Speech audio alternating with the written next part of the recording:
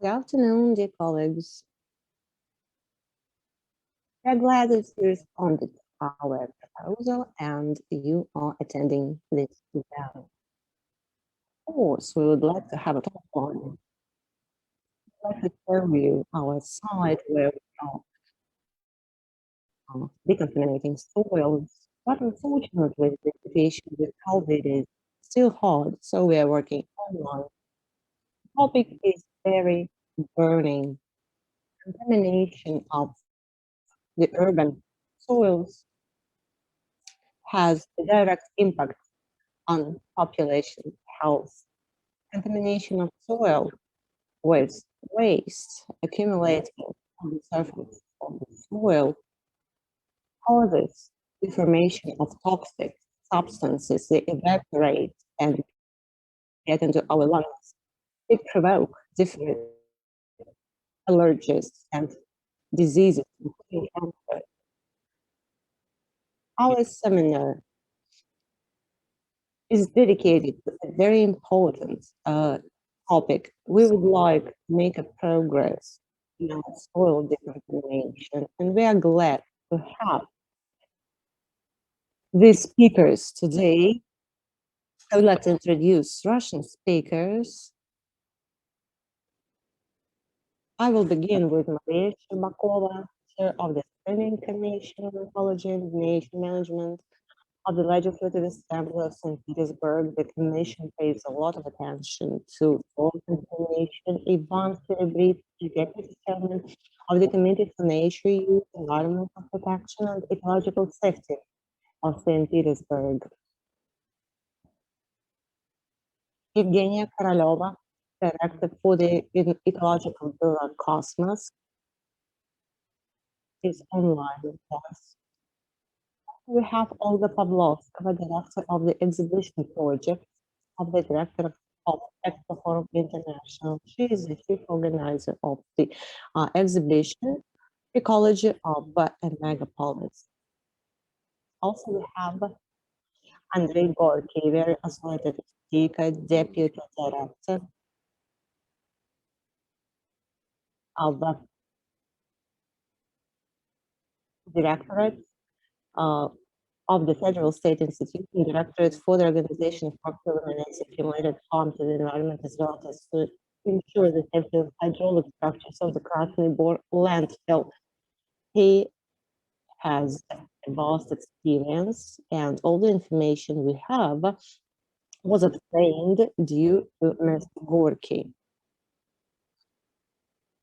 Also, we have online speakers. Unfortunately, Alexei Petrovich Okevich, who had to present EXPOFORUM and the State Engineering University is ill. He fell ill with COVID, and Mr. Olybin will speak instead of him. Mr. Dovtsenko will present the technology of micro biological studies.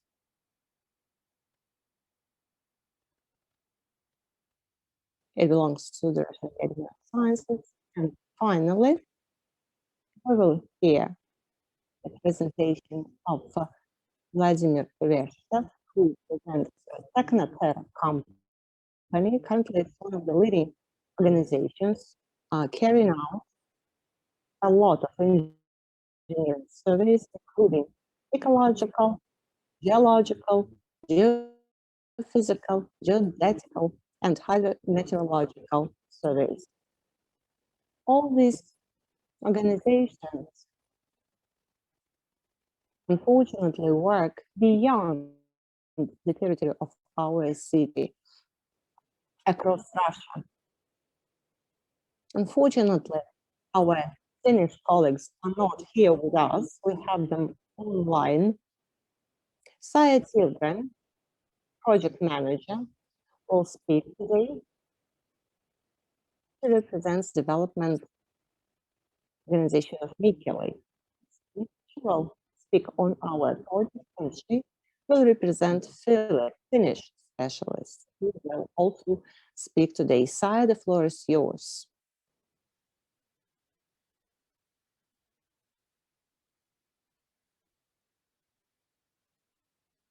Saya, the floor is yours.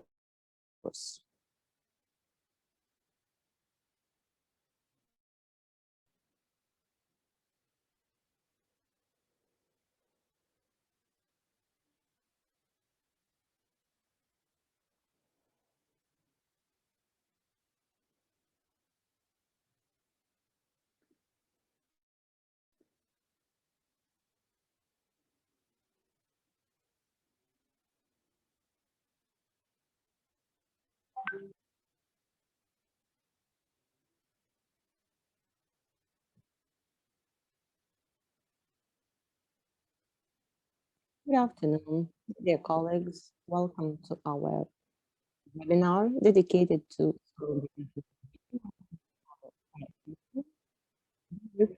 Design Development Agency of the City of Mikkeli. Is a partner of the project. All in all, we have 4 partners in our project.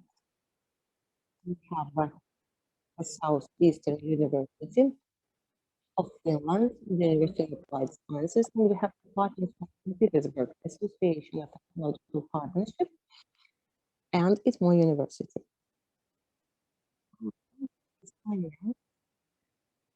By the Transborder Operation Program, the project has worked for 18 months already, and it is to work during the same time. Here you see 2 projects of 2 goals of the project. These are the following: enhancement of transborder cooperation in the area of circular economy and environmental safety, and insurance of a sustainable growth in the border areas. The goal of today's webinar is enhancement of the information distribution about soil contamination of the region and microbiological rehabilitation of the soil. Today, we have 3 Finnish speakers: Sari Hamalainen, development engineer from the Mikkeli city. She will speak on the current state of the soil contamination in Mikkeli. Jarno Laitinen, a leading expert on Ambala. He will tell us about the sustainable methods. And our last presentation will be made by Perto Matsalan, head of the soil rehabilitation department from Dora Nova company. He will tell us about the cases, in situ cases from Finland. Here you can see my contact details. You will get them after the webinar. Please contact me, and I would like to wish you a fruitful and constructive webinar. Thank you, Sire. And now I would like to give the floor to Ivan Serebritsky. He will tell us about the soils in St. Petersburg.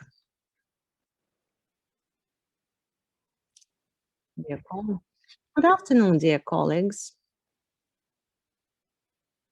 I'm opening my presentation.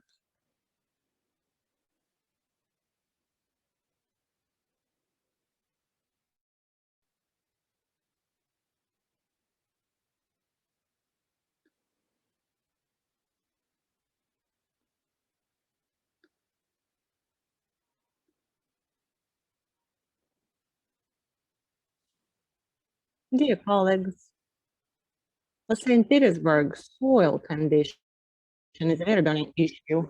We all know that soil contamination is directly connected with the history of our city, with the history of city agglomeration.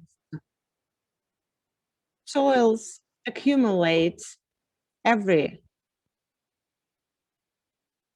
particle, every substance which were processed throughout the entire history of our city, and soils preserve this for a long time In St. Petersburg, in the Soviet time, the soils were monitored and investigated during the last decades. There were complex studies of the residential areas of St. Petersburg and the soils. In 2006, there was a law on ecological monitoring in St. Petersburg issued, and according to the law, St. Petersburg territory had to be continuously monitored, but for a long time this work was not carried out. And finally, in 2019, there was an evaluation of soil contamination in St. Petersburg carried out. Last year, 2020, the scientific basis was tested in the fields, and starting this year, we plan to carry out a regular monitoring based on the scientific grounds developed the previous years. These are assessment criteria we use to evaluate soil contamination. Also, here we have norms. We are guided by in the Russian Federation, so if you are interested, you can read it in my presentation. Here, in the picture, you see the results of the investigation of the territory of our city from 1990 to 2020. About 80 hectares were investigated. Petrochemicals, heavy metals, and benzopyrene were the main parameters to be assessed. Also, dioxin content was assessed. As a result, we produced such an integrated map.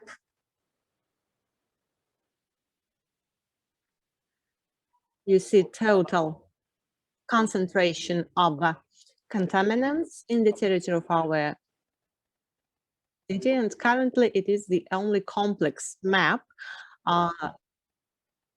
telling us about soil contamination in our city. The work carried out in 2019-2020 showed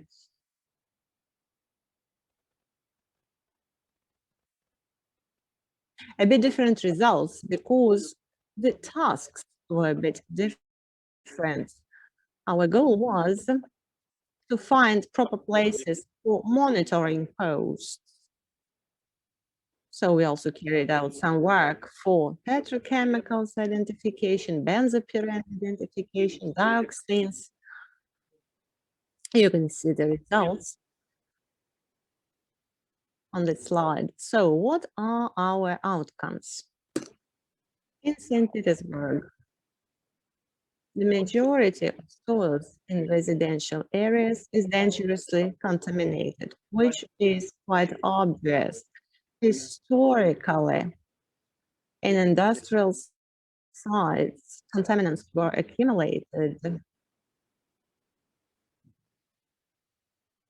For example, in the central area of St. Petersburg, in historical parts, we found mercury in the soil in the area of former gold plants, where structural parts were gilded in the past. Also, we studied the territories of the former stables.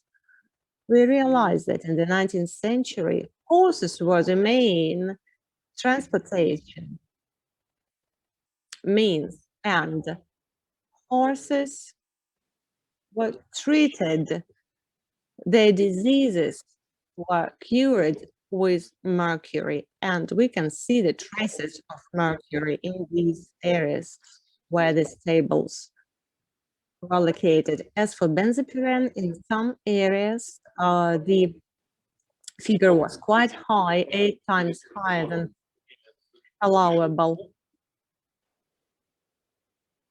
In some areas, twice higher than allowable. In some areas, 5 times higher than allowable. Petrochemicals are quite local. As for dioxins, the total amount is from 7,000 to 5 nanokilograms. So in St. Petersburg, the figure is about 50 times higher than possible, than allowable. In order to carry out the program of monitoring in St. Petersburg, currently in accordance with the federal legislation and normative acts and the decree of the government of St. Petersburg on the implementation of state monitoring of the state and pollution of the environment, we have to monitor the atmospheric area, soil, the surface water of water bodies, and other areas. We developed tasks to identify 8 basic sites in 8 regions of the city. And the task was to identify the components to be monitored: petrochemicals, heavy metals, benzopyrene, and dioxins.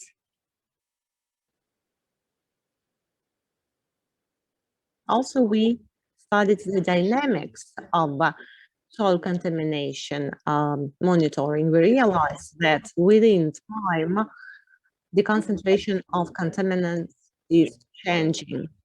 As a result, we analyzed the situation with soil contamination in all the regions, and the results you see on this slide. We continued this work in 2020. However, the task was different this time.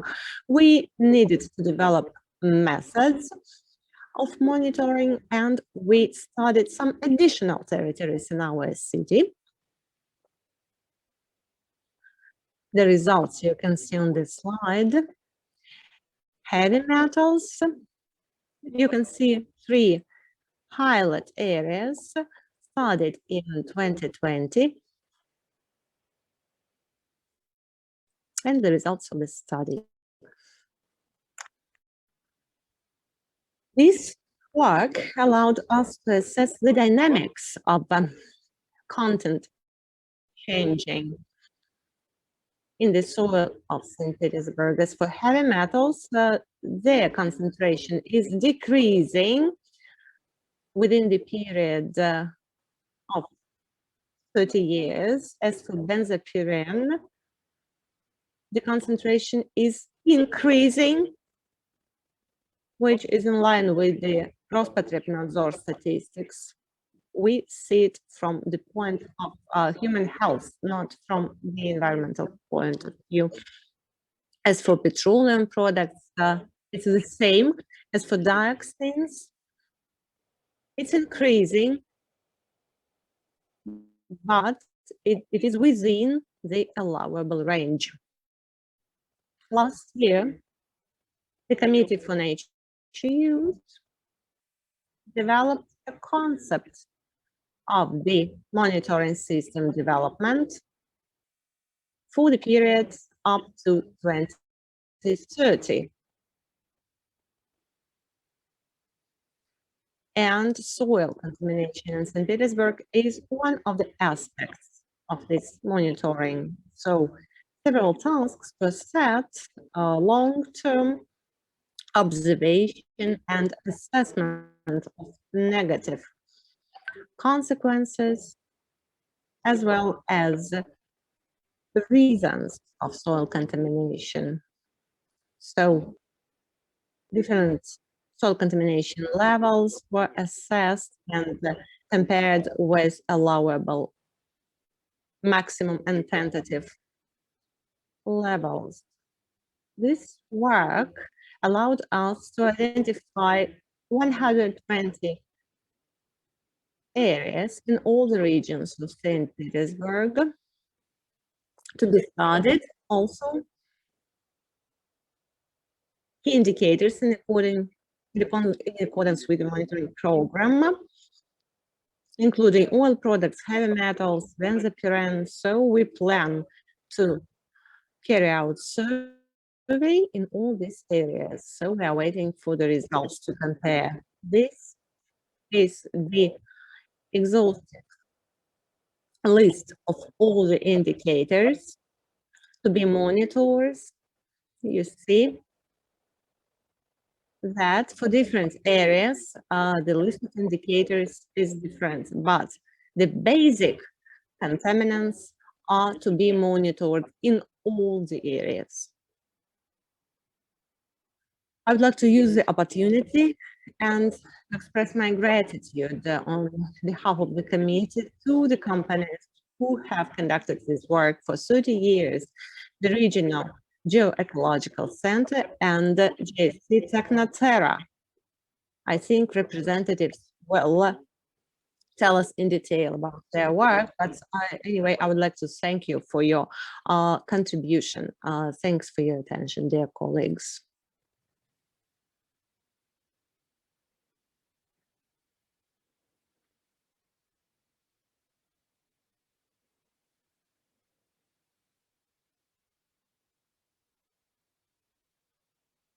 Can you hear me? Colleagues, all the questions in the chat will be answered a bit later. All the presentations will appear on our website together with answers to the questions.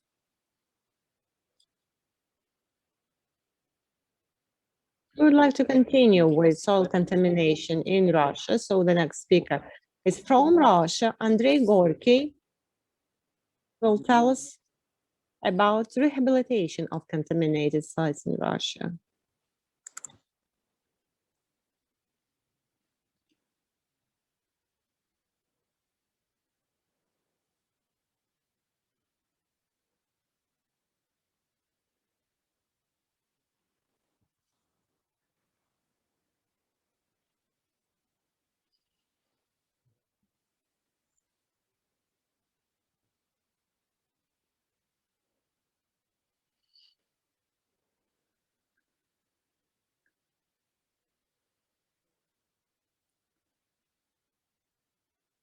Good afternoon, dear colleagues.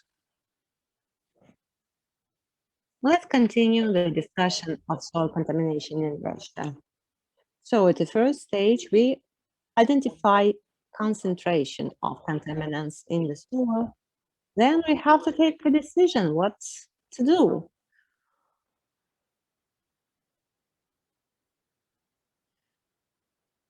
So the problem of identification of contaminated areas is relevant not for Russia only, but for all the countries. Here you see some screenshots from Germany and from Finland. And the situation is quite the same. In Germany in 2005, 362,000 sites were suspected in contamination and only 13,000 were cleaned. In Helsinki, 200 sites in the city were being analyzed at that time. You see that in Russia, the scale of the problem is also quite high. In the 90s, in the European Union, there were quite a lot of programs dedicated to soil contamination. For example, a large-scale rescue program, which was finalized in 2005, and other programs, Florinet, Cabernet, Caracas, and some others. As a result, in Europe, there was a general opinion formed on the procedure on the legislation and each and every country, and it was captured in the documents.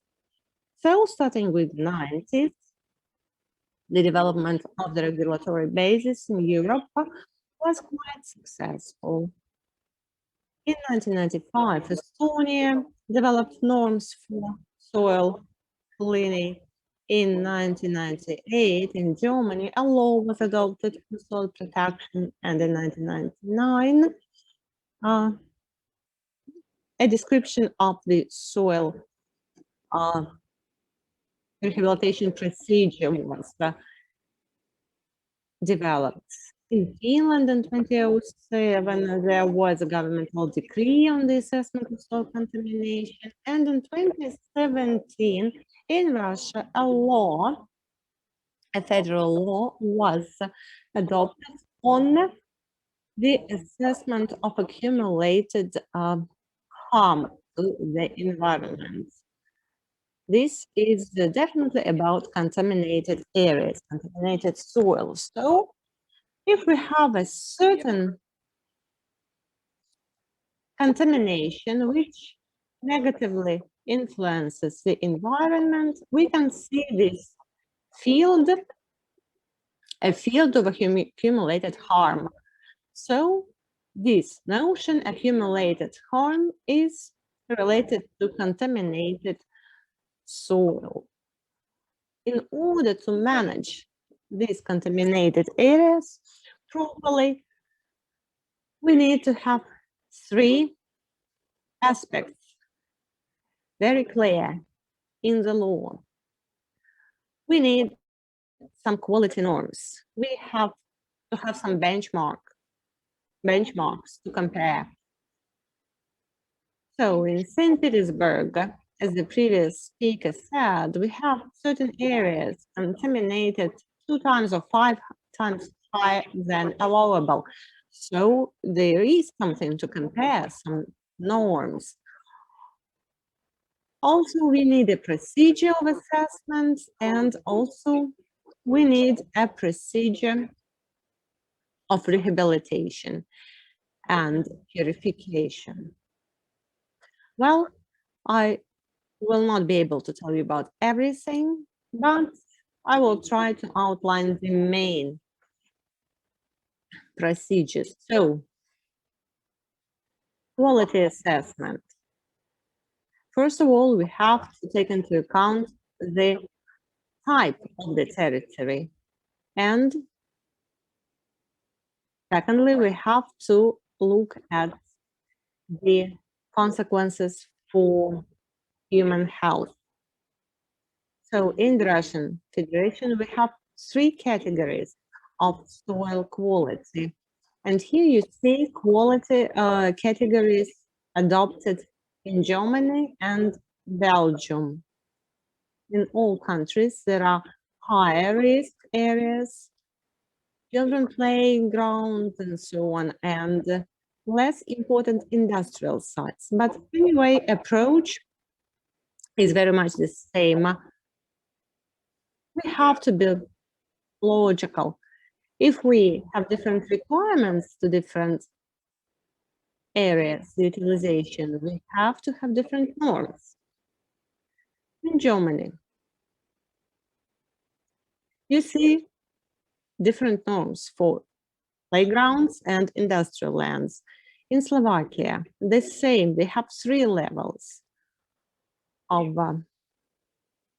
quality assessment. In Estonia, we also have 3 levels. In Finland, we also have 3 levels: threshold value, lower guideline value, and higher guideline value. And this is situation in the Russian Federation. Here you see horizontally contaminant concentration, and vertically you see the risk. If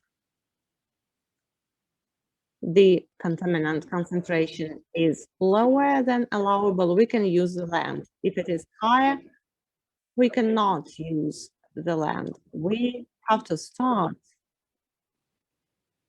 with rehabilitation measures immediately. All we have in the middle is the risk assessment area. In Russia, we have the so-called threshold allowable value. It's a one-level system, which is quite problematic. We look at all the possible negative consequences for human health, and we take the worst to assess the soil. Direct contact with contaminated soil is not something which happens very often. Quite often we deal with contaminated soil indirectly via water, via food products. So finally, our norms, which we use in the Russian Federation, is not about our direct contacts with contaminated soil. These are heavy metals, for example, for 50%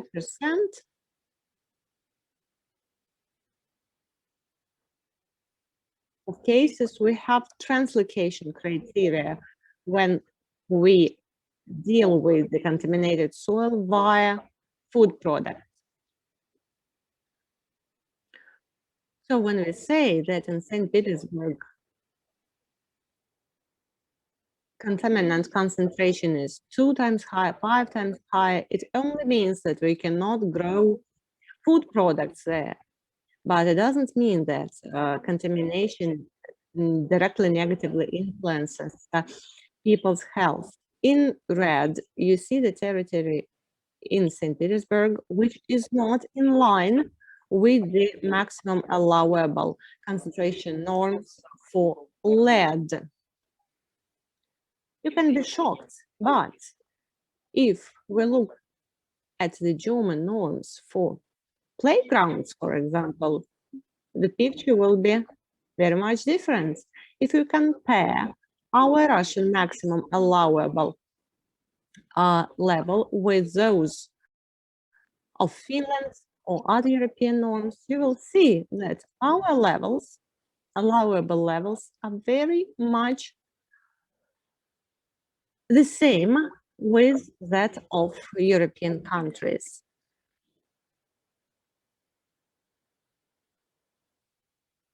But you see that the levels which urge us to immediately start cleaning are very much different.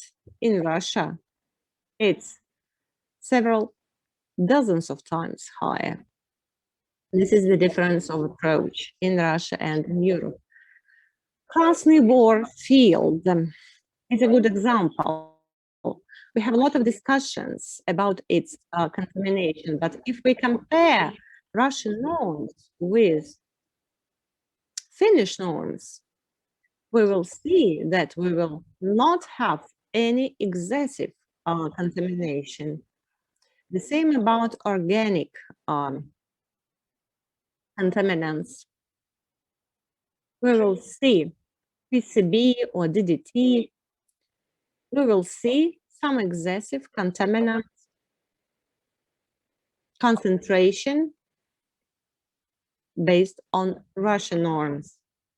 But if we compare it with the Finnish norms, we will not see any discrepancies, any excessive concentration. So all the norms are relevant only for residential areas. As for industrial areas, transportation areas, these norms are not related to them. This is a huge weak point.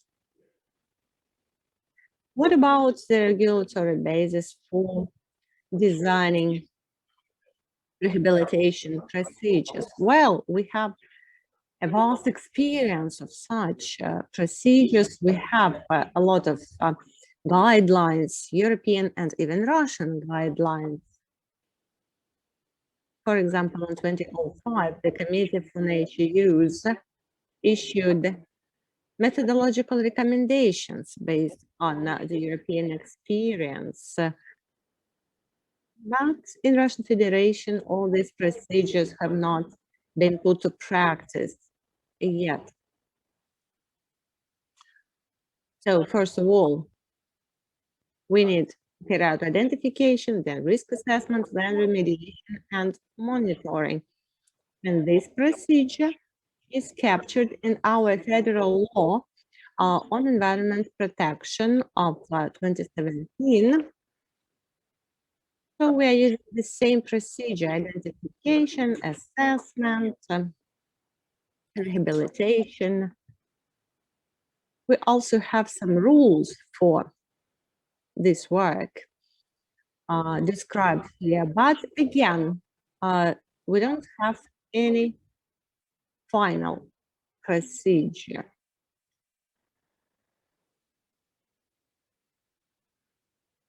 So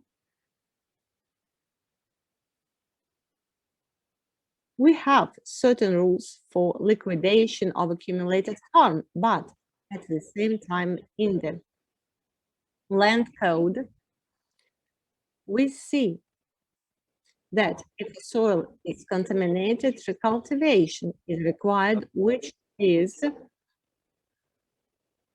guided by another law, rules for recultivation and conservation of lands. So the same procedure is captured in two documents in the Russian Federation, which causes a discrepancy.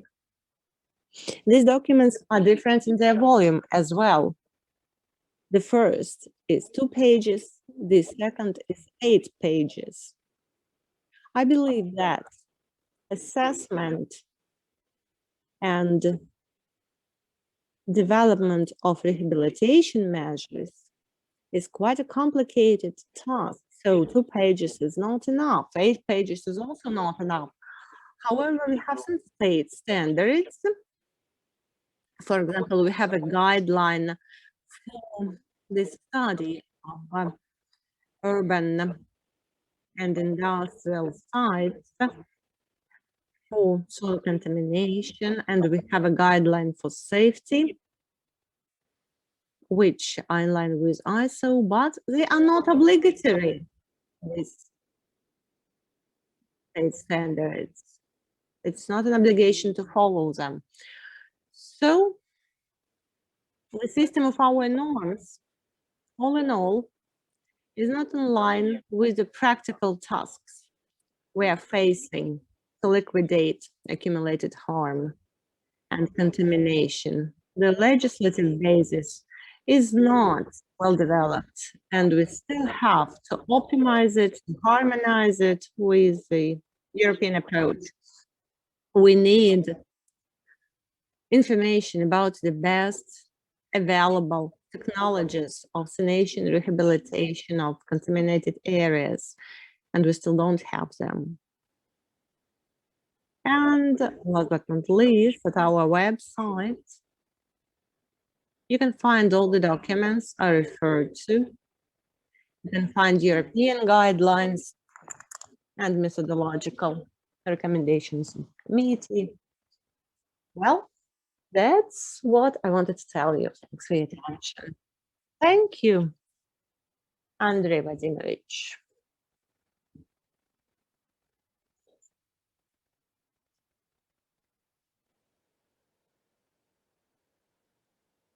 So we've heard about the current state of soils in our city and problems of rehabilitation. Now we can talk about the decontamination technologies, so we can proceed with the speeches of our Finnish colleagues. Now I'd like to give the floor to Iona Riehila, Technical Director of Mikkeli.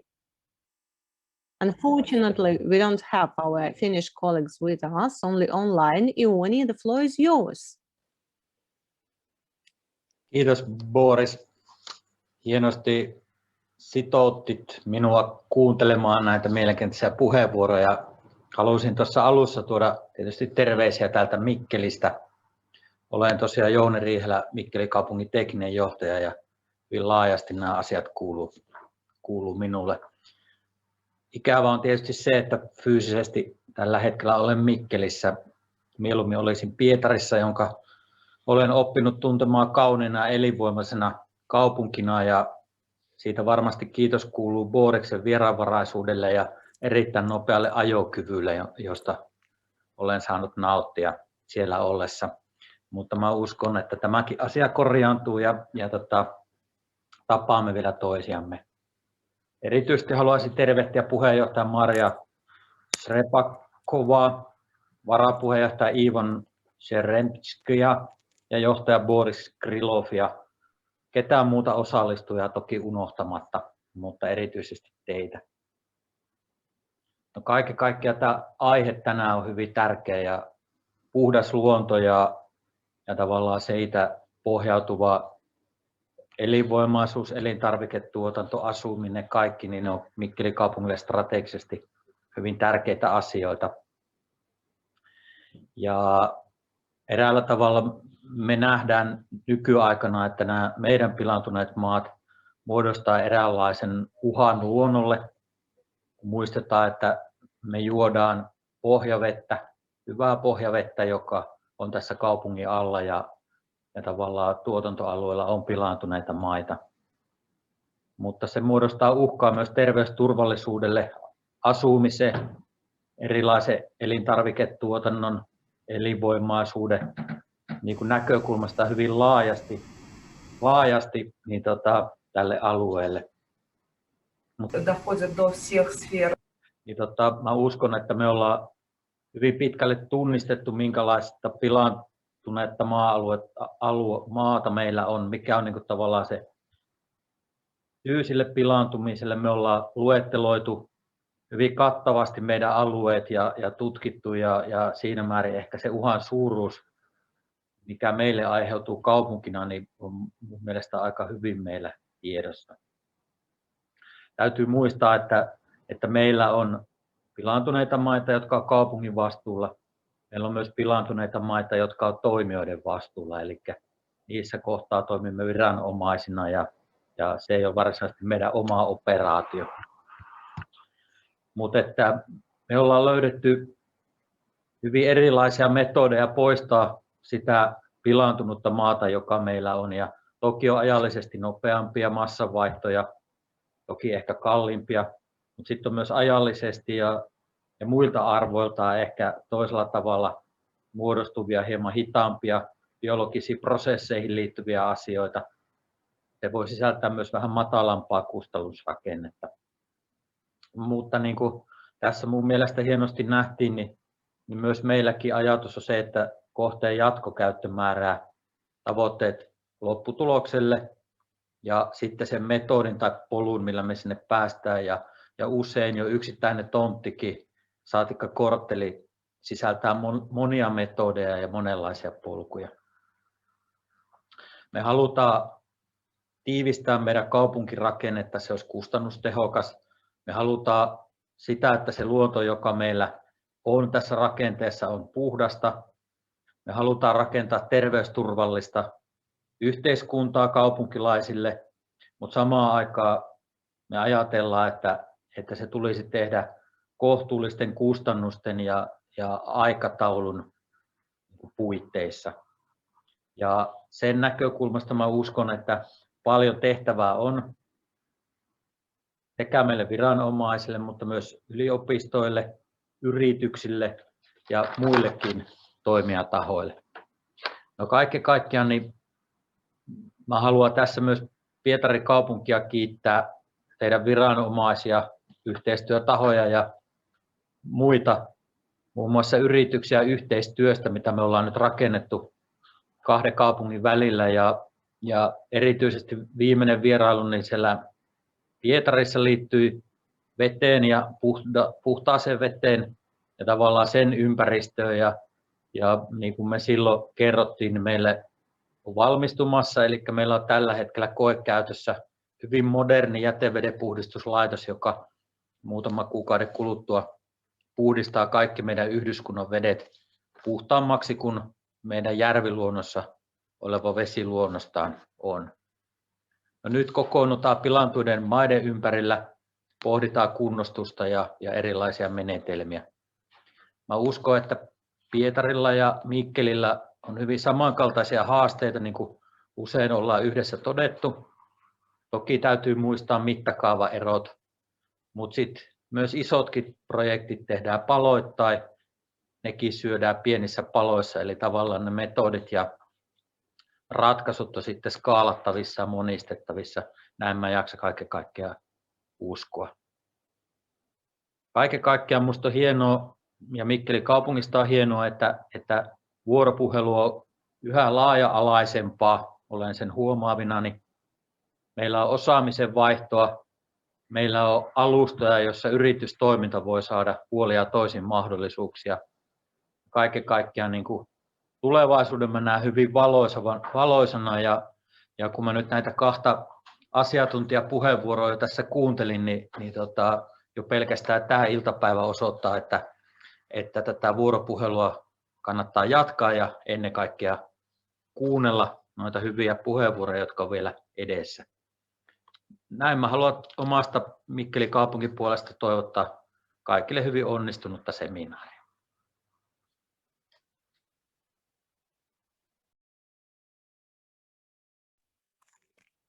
Thank you, Mikkele. Kiitos Jere Colleagues, ja nyt meillä on let's suomalaisia proceed to our alustuksia. Finnish colleagues' presentation about Kuunnellaan soil Mikkelin contamination tilanteesta. in Mikkeli. Ensimmäisenä on Sari will tell us Hämäläinen about the kertoo Mikkelin situation. Sari, the floor is tilanteesta. Sari, yours. oli hyvä. Sari Hämäläinen.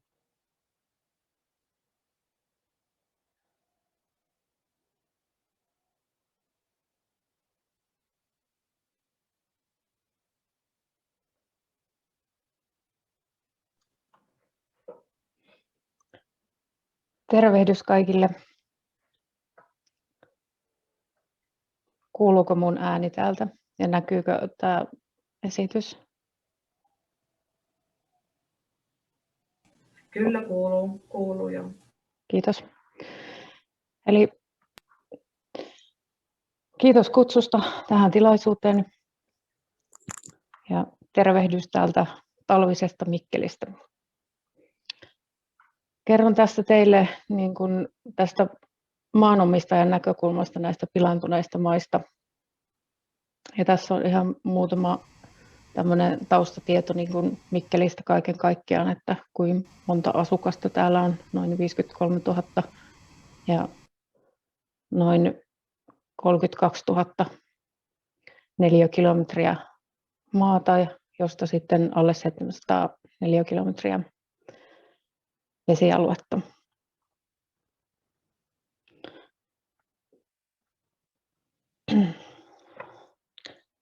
Mä vastaan Mikkelin kaupungilla ympäristövastuupalvelun kautta näistä lain piiriin kuuluvista vastuista, pilaantuneista maista ja pohjavesistä, ja toimin kaupungilla maanomistajan edustajana yleisillä alueilla sekä kaupungin omistamilla kiinteistöillä. Ja valvon kaupungin etua maanomistajan roolissa sellaisessakin pilaantuneen maan sekä pohjaveden tutkimus- ja kunnostushankkeessa, jotka toteutetaan kaupungin alueella, vaikka niiden toteuttaja, kunnostaja on joku muu taho kuin kaupunki. Toimin yhteistyössä eri tahojen kanssa, on sisäisiä asiakkuuksia ja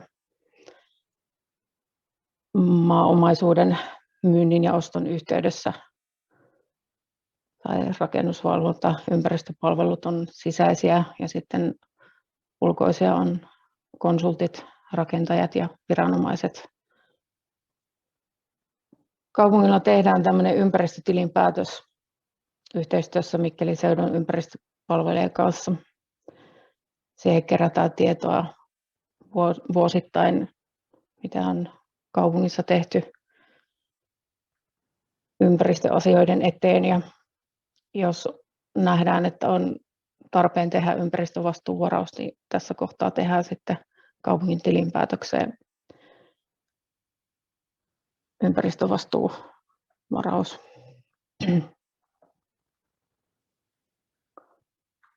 Lyhyesti tässä nyt näistä toimintatavoista, miten Mikkelin kaupungilla näitä asioita hoidetaan, eli tilaan pilaantuneiden maa-alueiden historiaselvityksiä, maaperä-, pohjavesitutkimuksia, kunnostussuunnitelmia teetetään.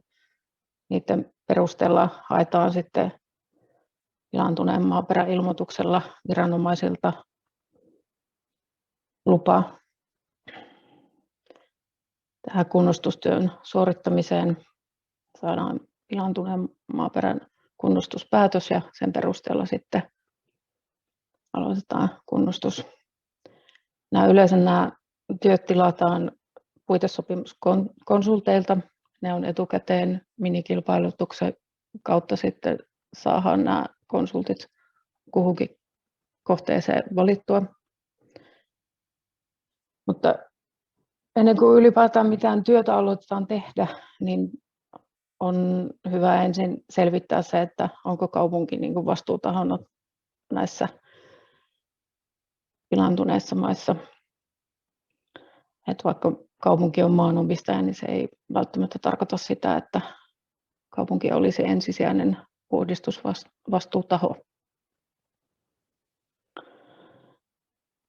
Mikäli kaupunki on vastuussa hankkeesta, niin silloin nämä yleensä tehdään niin, että puitesopimusurakoitsijalla teetätetään nämä työt.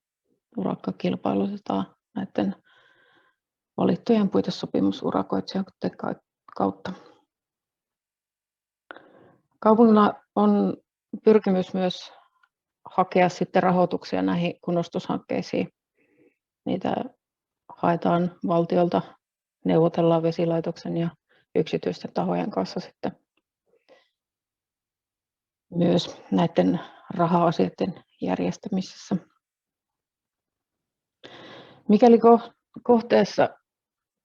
kohteen omistaa muu kuin kaupunki, niin hankkeessa saatetaan tarvita sitten yksityiseltä maanomistajalta tutkimuslupa siinä vaiheessa, kun tutkitaan alueita. Ja jos on tarvetta kunnostaa, niin sitten tarvitaan tietysti maanomistajan suostumus pilaantuneen maaperäkunnostukseen. Kaupunki voi siis tehdä yksityisen maanomistajan puolesta tämän pilaantuneen maaperäilmoituksen, jättää sen ely-keskukseen, jolloin kaupunki toimii vastuullisena tahona tässä kunnostuksessa ja saattaa sen puhdistuksen sen saadun PIMA-päätöksen mukaisesti sitten.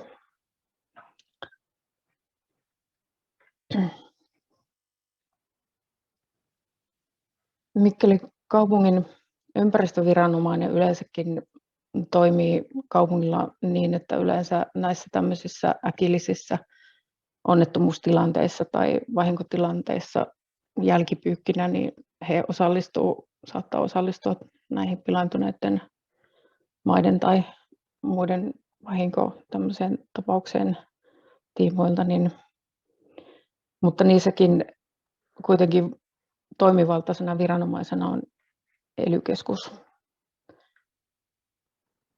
Eli yleensä kunnostukseen vastuutahona on vahingon aiheuttaja ja näihin hankkeisiin sitten niin kuin pyritään ohjaamaan niin, että vahingon aiheuttaja palkkaa konsultin ohjaamaan sitä kunnostustyötä ja tavoitetasot sitten määräytyy ely-keskuksen kunnostustavoitteen mukaisesti.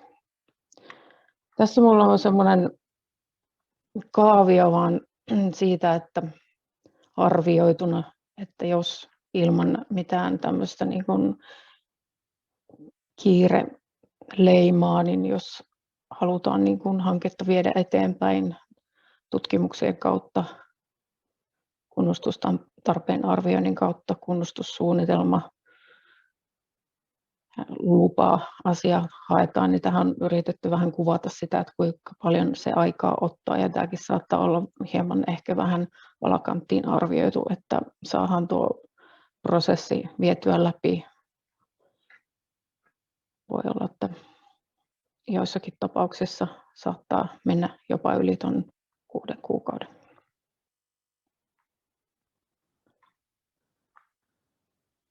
Sitten tässä on yleisesti ottaen niin kuin Mikkelin alueelta pyysin vähän tietoa siitä, että kuinka monta kunnostuspäätöstä yleensä haetaan täällä Etelä-Savon alueella, viranomaisen alueella, niin kappalemäärällisesti nämä ei kovin suuria täällä ole ja keskimäärin kaupunki 1 tai 2 pilaantuneen maaperän ilmoitushakemusta jättää ELY-keskukseen.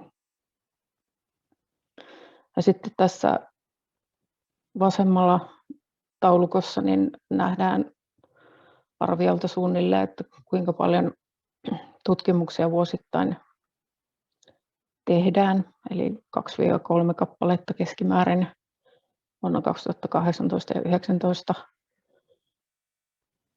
Ja sitten kunnostuksia on ollut noina vuosina yhteensä 3 molemmina vuosina. Ja arviolta niiden euromäärällisesti niihin on mennyt noin 300-400 000 euroa per vuosi. Tuo viime vuosi oli vähän poikkeuksellisempi. Siinä on tutkimukseenkin käytetty rahaa jo enemmän. Tässä nyt on mainittu yhtenä könttänä nyt tuo Satamalahden ympäristö. Kerron siitä hieman lisää myöhemmin tuossa. Niin tuo 110 000 euroa ei ihan täsmää tuon 2 tutkimuksen kanssa, vaan niitä oli enemmän.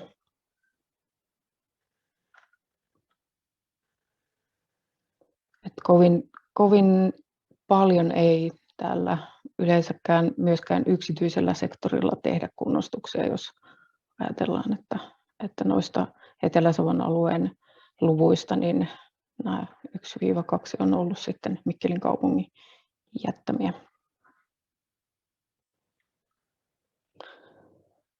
Vuonna 2018 halusin vähän kartoittaa tarkemmin tätä Mikkelin alueen, mitä Mikkelin kaupunki on tehnyt näitä maaperätutkimuksia ja kunnostuksia ja tämmöisen arkkispohjaisen työkalun kautta lähinnä tämmöiseen sisäiseen käyttöön kehiteltiin online-versio, Arkkis Online, josta saadaan nopeasti tsekattua, niin kun, että onko jollakin tontilla kiinteistöllä niin kun kenties tehty tutkimuksia tai kunnostuksia. Ja siihen saadaan tuommoiseen pop-up-ikkunaan nopeasti lyhyesti tiedot siitä, että onko se ollut tutkimus ja onko kunnostustarvetta ja milloin se on tutkittu ja kuka konsulttia on tutkinut ja näin poispäin. Ja tämä on vielä hieman tämä työkalu vähän kehitysvaiheessa, että pitäisi sinne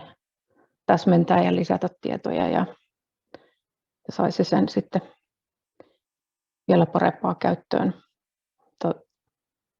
Tällä tavalla pystyy nopeasti niin kuin saamaan tietoa, jos vaikka rakennusvalvonnasta tai kaavoituksesta joku haluaa tiedustella, niin kuin, että onko jollain alueella tehty jo tutkimuksia.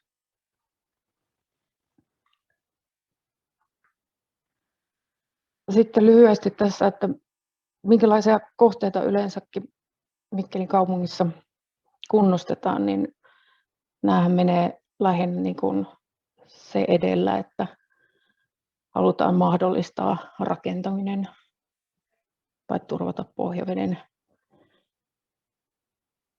riskit poistaa tai sitten ylipäätään maankäytön muutoksen vuoksi, että halutaan yhdessä tontti, mutta sekin yleensä perustuu siihen, että siihen on todennäköisesti tulossa rakentamista, mutta harvemmin pelkästään sen ympäristön suojelullisen näkökulman kannalta on näitä hankkeita pistetty vireille. Ja tästä syystä suurimmaksi osaksi Mikkelin kaupungin maaomistuksessa olevien kiinteistöjen maa-alueiden kunnostukset on tähän asti lähestulkoon massanvaihtoa. Ja tämä johtuu lähinnä siitä, että näiden vastuiden selkeys on siinä suurin syy. Se on molemmin puolin sekä myyjän että ostajan taholta vähän ajateltu näin. No haastettahan näissä tietysti niin kuin tuo se, että monestikin halutaan niin kuin kunnostaa ja puhdistaa niin kuin puhtaammaksi kuin mitä laki edellyttää. Ja se tahtoo sanoa enemmän kustannuksia kaupungille. Ja tähän liittyy nämä niin sanotut kynnysarvomaat, jotka eivät ole pilaantuneita maita, vaan nuhrumaita. Niin tässä herää iso kysymys siitä, että kenen vastuulla ne oikeasti on, kun ne eivät ole pilaantuneita maita. Ja lain mukaan, kun kaupunki haluaa toimia, niin periaatteessa kynnysarvomaat eivät ole kaupungin vastuulla. Haastetta tuo myös sitten rakentajien kanssa nämä aikataulujen yhteensovittaminen, että usein tulee vuoden vaihteen alussa tulee tieto siitä, että nyt tulevana kesänä jotakin ruvetaan rakentaa, niin tämä saattaa asettaa vähän haastetta siihen, että miten onnistuu kunnostaminen sitten, että jos aluetta ei ole etukäteen voitu tutkia tai ei ole ollut tiedossa edellisenä vuonna. Suurimpana tämmöisenä haastana tällä hetkellä näkisin kuitenkin näiden pilaantuneiden maiden ja niiden kartoittamisen lisäksi tämä maan seassa olevat jätejakeet. Se on osoittautunut enemmänkin semmoiseksi kustannukseksi, suuremmaksi kustannukseksi kuin mitä pilaantuneet maat itsessään. Myös pohjaveden pumppaus saattaa olla semmoinen ennalta arvaamaton kustannus, mihin ei ole osattu varautua. No, haastetta asettaa tietenkin tämä kilpailuttaminen, mikä vie aikaa, joka saattaa aiheuttaa sitten tässä näiden rakennuttajien kanssa toimiessa sitten vielä ongelmia, mutta nyt toistaiseksi tällä hetkellä on nämä puitesopimusjärjestelyt on ollut meille se etu, että ollaan voitu tehdä hieman ehkä nopeammin kuin mitä olisi muuten ollut mahdollista. Pyrkimys tietysti olisi, että tehtäisiin vähän etupainotteisemmin näitä kunnostuksia, mutta monestikin se on kustannustehokkainta kunnostaa juuri ennen rakentamista, jolloin ei tarvitse tehdä niitä väliaikaisia täyttöjäkään. Ja monestihan näihin kehityshankkeisiin liittyy näitä haitta-ainepitoisia ja pilaantuneita maita, että harvemmin on kuitenkaan kyse vaan siitä pelkästään sitä puhdistushankkeesta, eli taustalla on jotain muuta, minkä takia niin kun alueelle halutaan niin kun tehdä jotain, halutaan rakentaa ja tätä kautta sitten niin kun pyritään kuitenkin näiden muiden toimenpiteiden yhteydessä sitten teknisesti ja taloudellisesti, mutta myös kestävästi kunnostaa.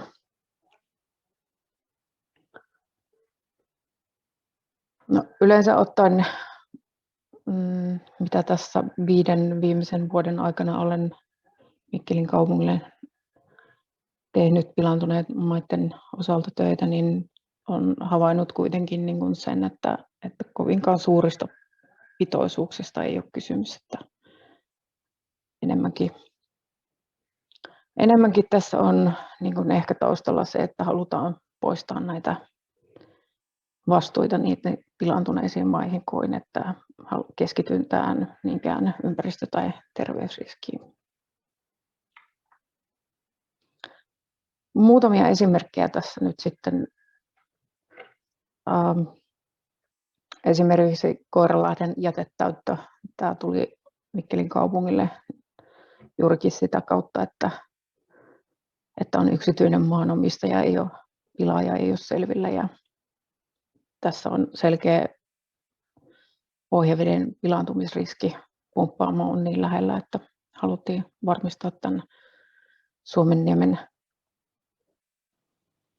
pohjaveden tila. Tosin ei ihan mennyt niin kuin suunniteltiin tämä kohde, että kustannukset kolminkertaistuivat ja työn loppuvaiheella huomattiin, että täyttömateriaali oli liian painavaa, jonka vuoksi sitten tämän tiimoilta jatketaan hanketta pohjaveden ja painaman lisätarkkailuseurannalla vielä tämän kevääseen asti. No, esimerkkinä myös toinen kohde, mikä on tullut Mikkelin kaupungille tämmöisen neuvottelun ja kuulemisen kautta. ELY-keskus lähestyi vältettiin hallintopakkomenettelytoimenpiteet tällä, että vapaaehtoisesti sitten otettiin tämä hanke niin, että haettiin se sitten valtion jätehuoltotyöksi ja toivottavasti sen kautta sitten päästään myös kunnostustyö suorittamaan tässä tämän tulevan vuoden aikana. Esimerkkinä myös tämä Satamalahden ympäristökehittäminen. Mä taannoin vuonna 2018 myös teetätin tämmöisen kartan tästä Satamalahden alueesta. Mikkelin keskusta on tuossa kartalla niin kuin vasemmalla ja Satamalahti ympäröi nämä vaaleanpunaiset maa-alueet on niin kuin Mikkelin kaupungin maaomistuksessa olevia maa-alueita. Ja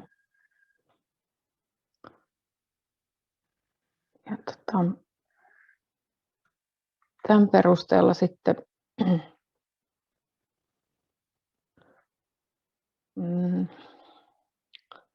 kaavoitus on tämmöisen kilpailuohjelman mukaisesti jakanut tämän Satamalahden ympäristön 4 osa-alueeseen sekä tuohon vesialueeseen.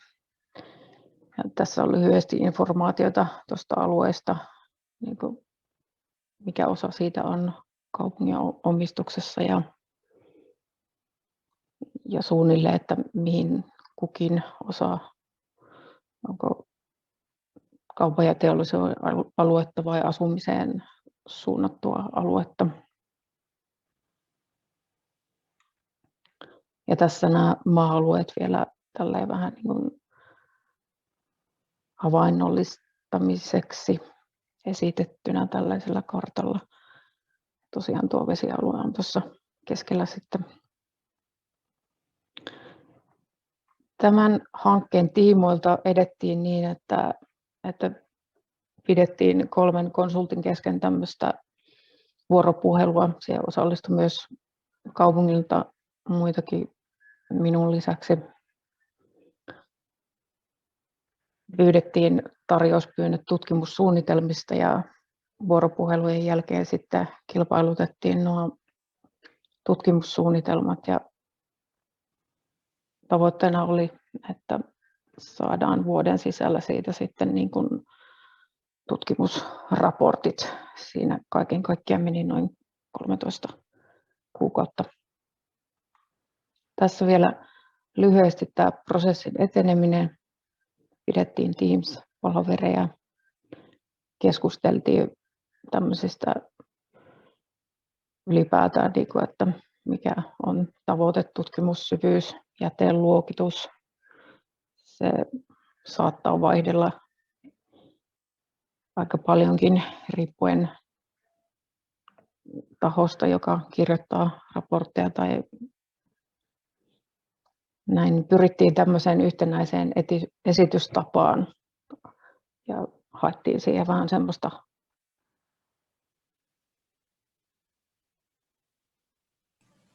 mikä aika rientää. Ja tutkimukset maksoi kaiken kaikkiaan Mikkelin kaupungille noin 100 000 euroa ja nyt puhutaan vain näistä kaupungin omistamaa-alueista. Tässä on sitten lyhyesti esitettynä, niin kuin, että mikäli näillä alueilla nyt sitten niin kuin ei tehtäisi minkäänlaisia toimenpiteitä tai suunnittelua ylipäätään niin kuin tässä, että jos vaan pilaantunut maa-aines kaivettaisiin pois, niin kaiken kaikkiaan niin 3,4 miljoonaa euroa olisi nuo kunnostuskustannukset, ja tuossa ei ole mukana sitten niin kuin vielä vesialuetta. Tässä vähän lähinnä historiatietoa siitä, että ensimmäiset arviot on tehty 2013. Ja tämän vuoksi sitten tässä haluttiin myös sitten tehdä tämmöinen riskialuekartta, että mikäli tuolla Satamalahden alueella halutaan tehdä jotain kehitystä niin kun, tai toimenpiteitä edetä jollain alueella, niin sitten tässä esitettiin niin kun ne alueet, että missä missä sitten vähäisemmällä riskillä voi aloittaa ja mitkä vaatii vähän enemmän suunnittelua. Sitten Mikkelin keskustassa on yksi kohde, josta on tässä nyt lyhyt informaatio siitä, että tämäkin oli semmoinen, että ainoa vaihtoehto tässä kohteessa oli tämä massavaihto. Ja tässä kohteessa sitten voidaan sanoa, että tuo seulonta oli sellainen millä saatiin aika hyvin tätä tehtyä tämmöistä lajittelua. Ja alustava kunnostusarvio oli noin päälle 400 000 euroa, niin tämän seulonnan ja tämmöisen lajitteluansiosta päästiin sitten tässä kohteessa alle 200 000 euron. Eikä saatu minkäänlaisia valituksia, vaikka toimittiin ihan torin laidalta noin 500 metriä, niin sinänsä kohde onnistui loistavasti. Tässä ihan muutamia kuvia tästä, että minkä tyyppistä siellä oli, että siellä oli aika paljon rakennusjätteitä, haudattuja rakenteita, kellarikerros, rautarobua. Ja sitä tehtiin tosiaan erottelemalla kaivinkoneella ja sitten ihan käsin lajiteltuna. Tässä on lyhyt videonpätkä tästä seulakauhosta, jonka avulla saatiin hyvittäinkin tämmöinen jätteellinen maa-aines ja jätejakeet eroteltua niin, että tämä pystyttiin ajamaan maakatopaikalle, joka säästi aika paljon tässä kustannuksia.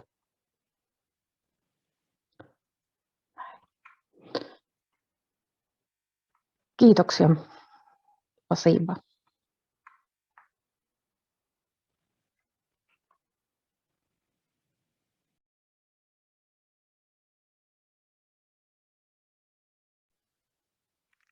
Thank you, Sari.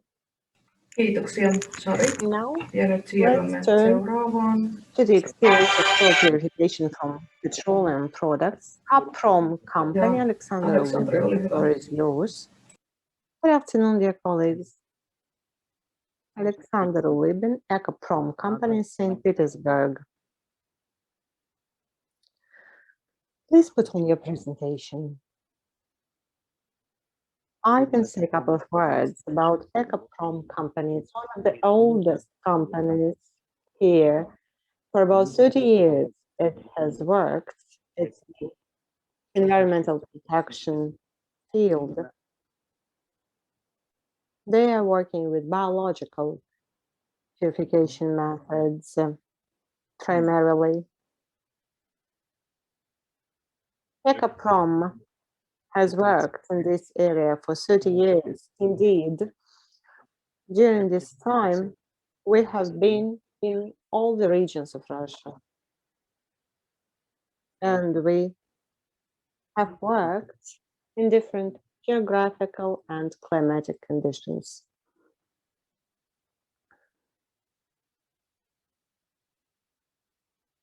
EcoProm deals with not only soil purification from petrochemicals, but also we do some survey work, design, construction of water supply and sewerage systems. As usual,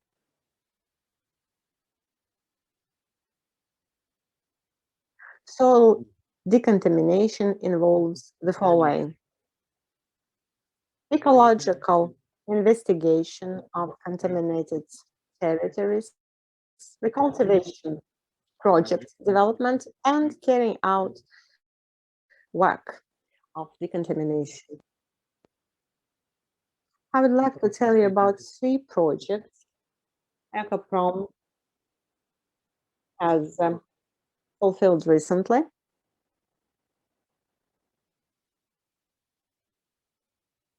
Ulan-Ude city, the Republic of Buryatia, is the first case. Situation with contamination is the following. on the right bank of the Selenga River, at the outskirts of the city, an industrial conglomeration was formed, which during a long time had been contaminating the territory, which led to the following: together with groundwater to the coastline of the Selenga River, petrochemicals were brought. On the slide, you can see that petrochemicals penetrated the waters of the Selenga River even in winter, during the time when the water was frozen. But this is not the worst picture. Sometimes the oil spill spread across tens of dozens of meters.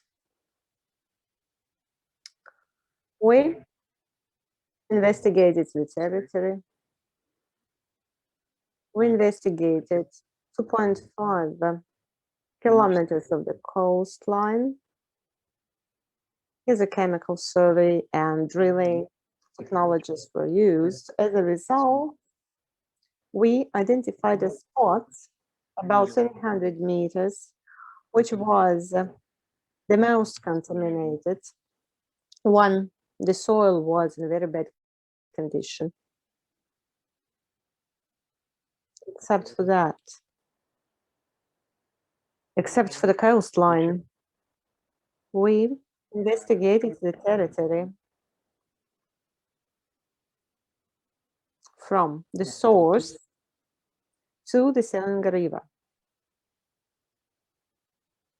Gas and chemical survey showed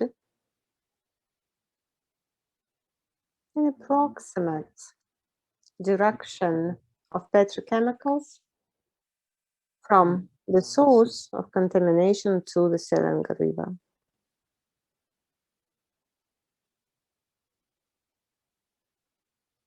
To liquidate the process, we designed a project which allowed at 2 levels to protect the Selenga River, which flows into the Baikal Lake, actually.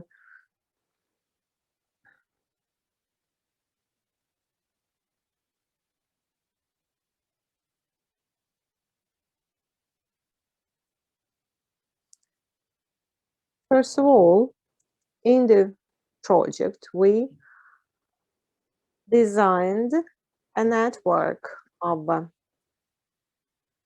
water wells to conduct the water and to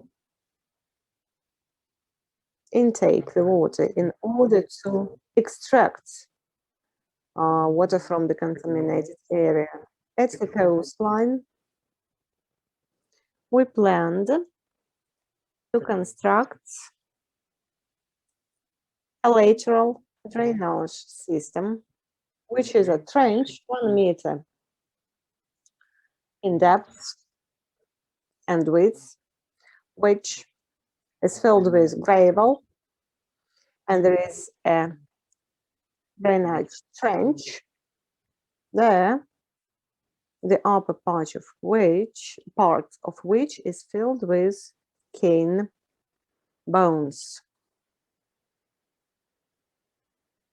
So the project has been fulfilled. Here you see local sewage plant. There are 5 modules there of continuous water decontamination.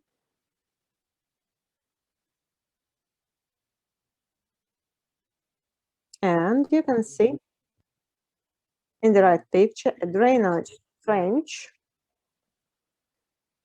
organized along the coast of the Selenga River, which is filled with cane bones. As a result of this work, we achieved the following. When we made drainage trench, we extracted a lot of contaminated soil. Every year, cane bones impregnated with petrochemicals were extracted from the trench and replaced with new ones. 22 tons of cane bones impregnated with petrochemicals were utilized. Except for that, 79 tons of water and petroleum mixture was extracted from the underground. As a result of the environmental monitoring, we realized that during the period of work from 2015 to 2018, the average capacity of petroleum-bearing layer dropped 3 times. The quality of the water in the Selenga River has improved, and as a result, the quality of the soil along the coastline has improved as well.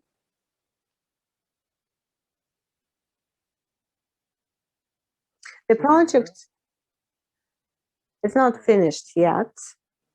After the final liquidation of the petroleum-bearing layer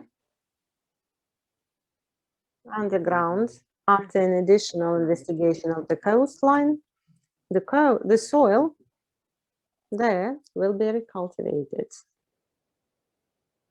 The next site I would like to speak about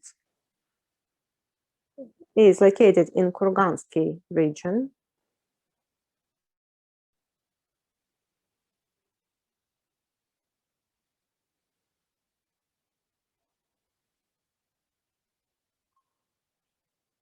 As a result of spillage of a furnace fuel from the boiler room around the area of 2 hectares in the forest area, there were local spots contaminated with petrochemicals. We developed a project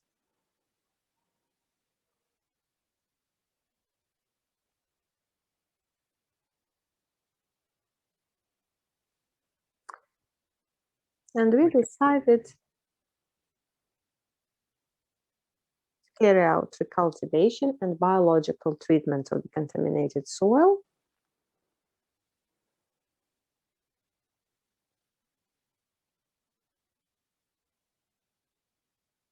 In the picture, you see focal points of contamination. You see they are scattered around the site, and you see what we have done according to the project. We installed the cultivation field, cultivation site. Here is the state of the soil contaminated with petrochemicals and excavation of the soil. After 1 year of work,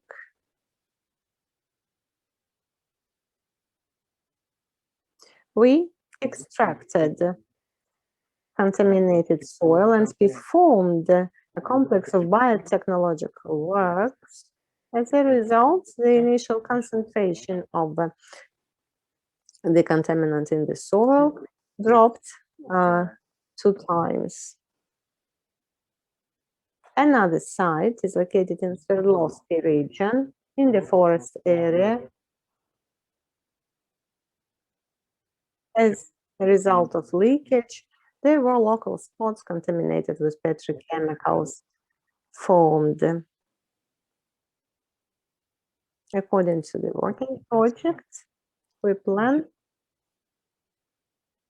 to decontaminate the soil by 2 methods: in situ without extraction of the soil and with extraction of the soil with further cultivation in the field. Here you see the preparation of the cultivation fields.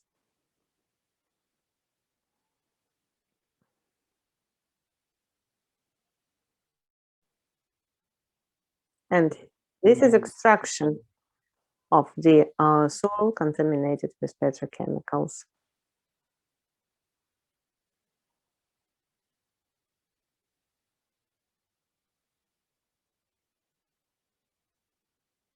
Placement of the soil at the cultivation field.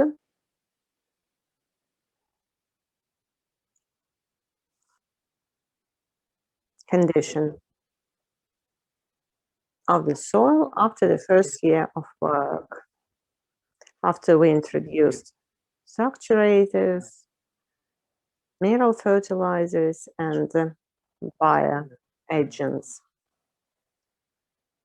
Here you see contaminated areas where we performed the cultivation without soil extraction.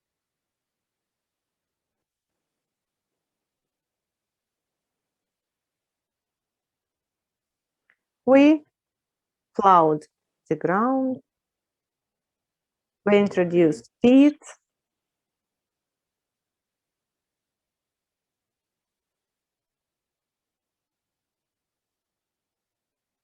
and then we treated the soil biologically. As a result, at the recultivation field, we decreased petrochemical concentration 2 times, and at the biological treatment site without soil extraction, contamination concentration reduced 3 times. The work is not finished yet, it will be continued.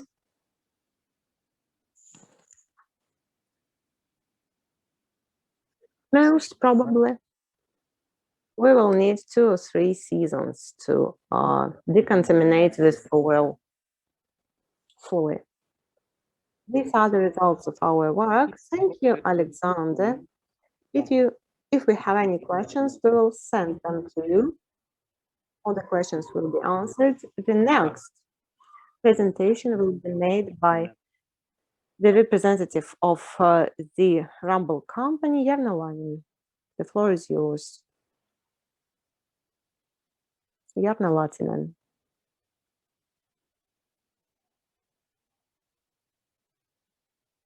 Sorry, if you can hear me. Do we have Jarno with us? Thank you very much. I'm here just a moment, so I set up the audio and video.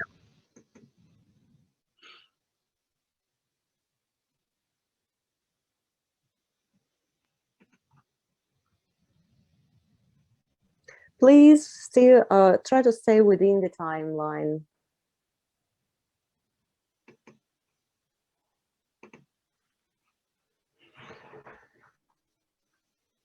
Good afternoon, everyone.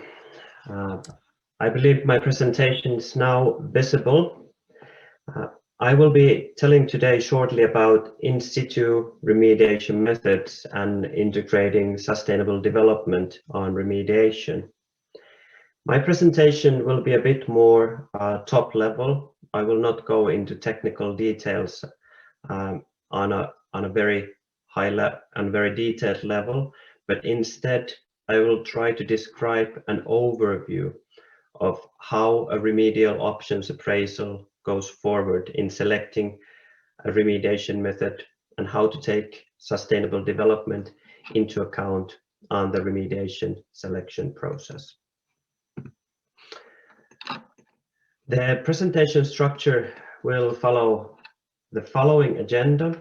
I will first give you a short introduction to the terms Then we'll talk briefly about options appraisal, then about sustainability in remediation.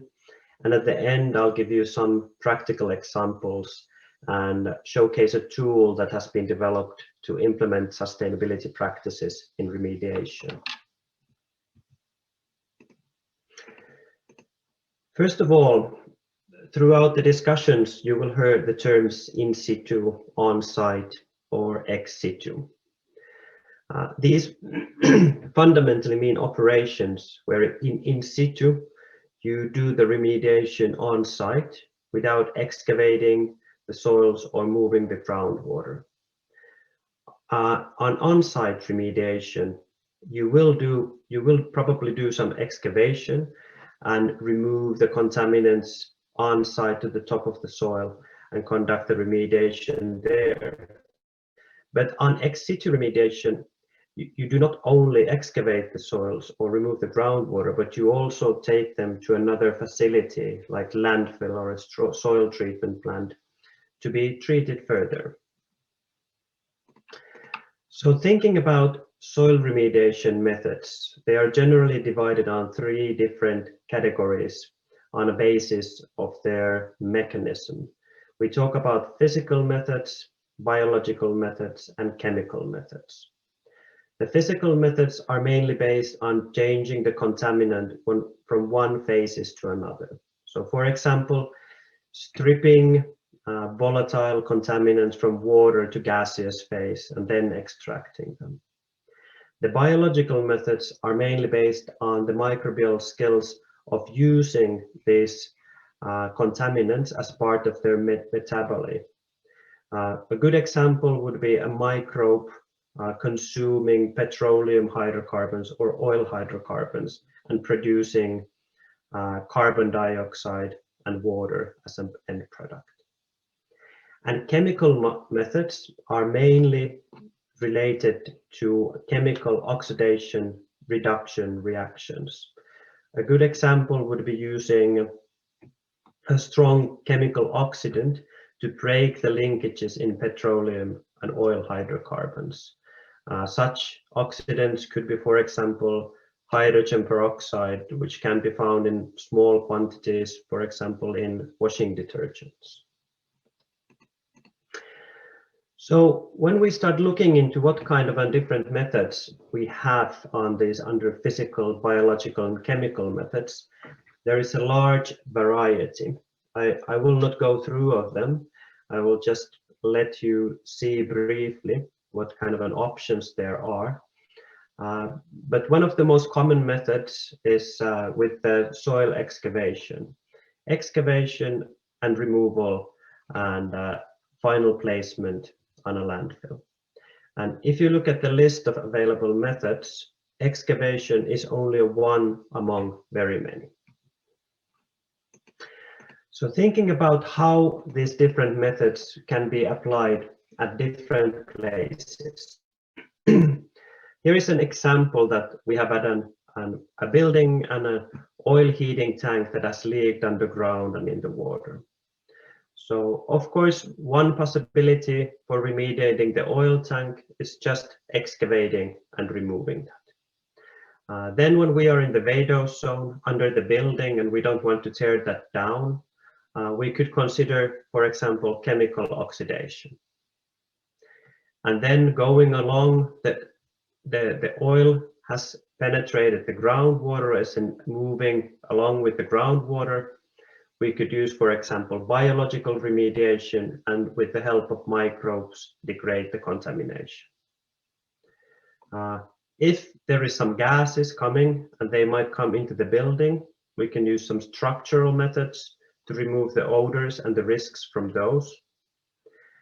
And then if the plume continues, we can either try to monitor this, the natural degradation, or build some kind of reactive barriers trying to prevent the flow of contamination. And as a risk management method, for example, for a contaminant spreading far away and where we don't know the origin exactly, we could use, for example, a pump and treat method to extract and divert the contaminated flow. Or for gaseous contaminants that might threaten the building and the safety of people within, soil vapor extraction would be a good option. So how do we move forward on selecting a method for remediation? The step number one is to identify the methods which would be suitable. So this means identifying what kind of remediation methods could potentially work for the contaminants in question.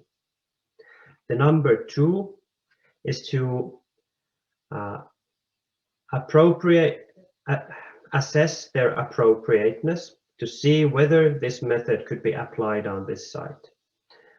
If the economics are good, if the soil is the right type, if there is no other infrastructure that would hinder the remediation. And now that we know the methods and we know the limits, then we make different options out of this. For example, meaning that I will excavate this part of the property and then I will use in situ remediation at this part of the property. And then usually still at this stage you have a few options. So then you have to choose which one is most suitable for the project. And if we think about how to identify what methods are best suited, so it's best to start from the contaminant. So look into the contaminant actually, that is this a contaminant that can be remediated with this method? Not all contaminants can be treated with all methods. We have to understand how much contamination there is and where is it located.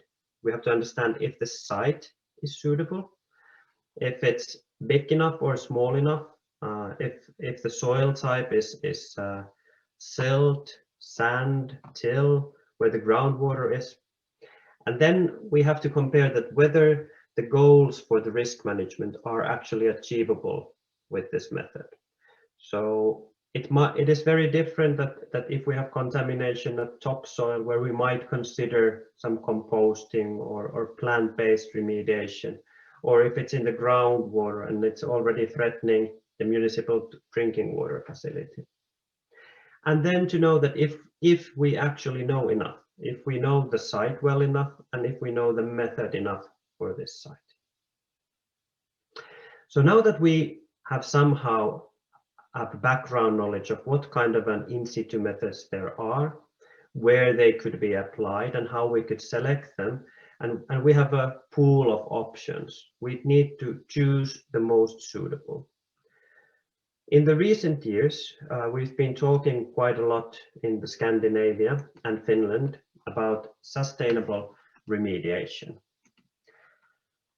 Sustainable remediation is the elimination and control of unacceptable risks in a safe and timely manner while optimizing the environmental, social, and economic value of the work.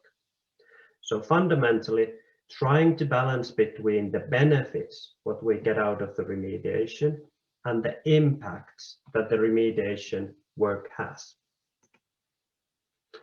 So even in this seminar, we have been talking on most presentation about risk-based management. So what is the difference between risk-based remediation and sustainable remediation?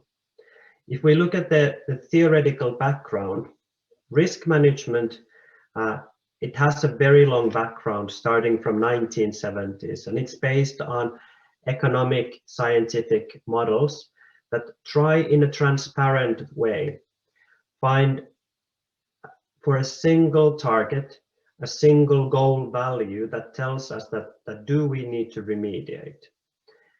But when we look at the sustainable remediation, it's more based on ecology and policies and politics. It's based on an ethical model that identifies that we need to find an equal way of setting targets and doing operations, because if I do something on one side, it impacts also other sides. And I have to do it not only effectively, but also efficiently. So whereas the risk management tries to answer that, do we need to act? Sustainable remediation tries to answer how we should act. I will try to describe this in a simple picture that shows that how the risk management and sustainability are not equal. So imagine you have a site where you have contaminated soil and you start remediating that towards the risk-based threshold value limit.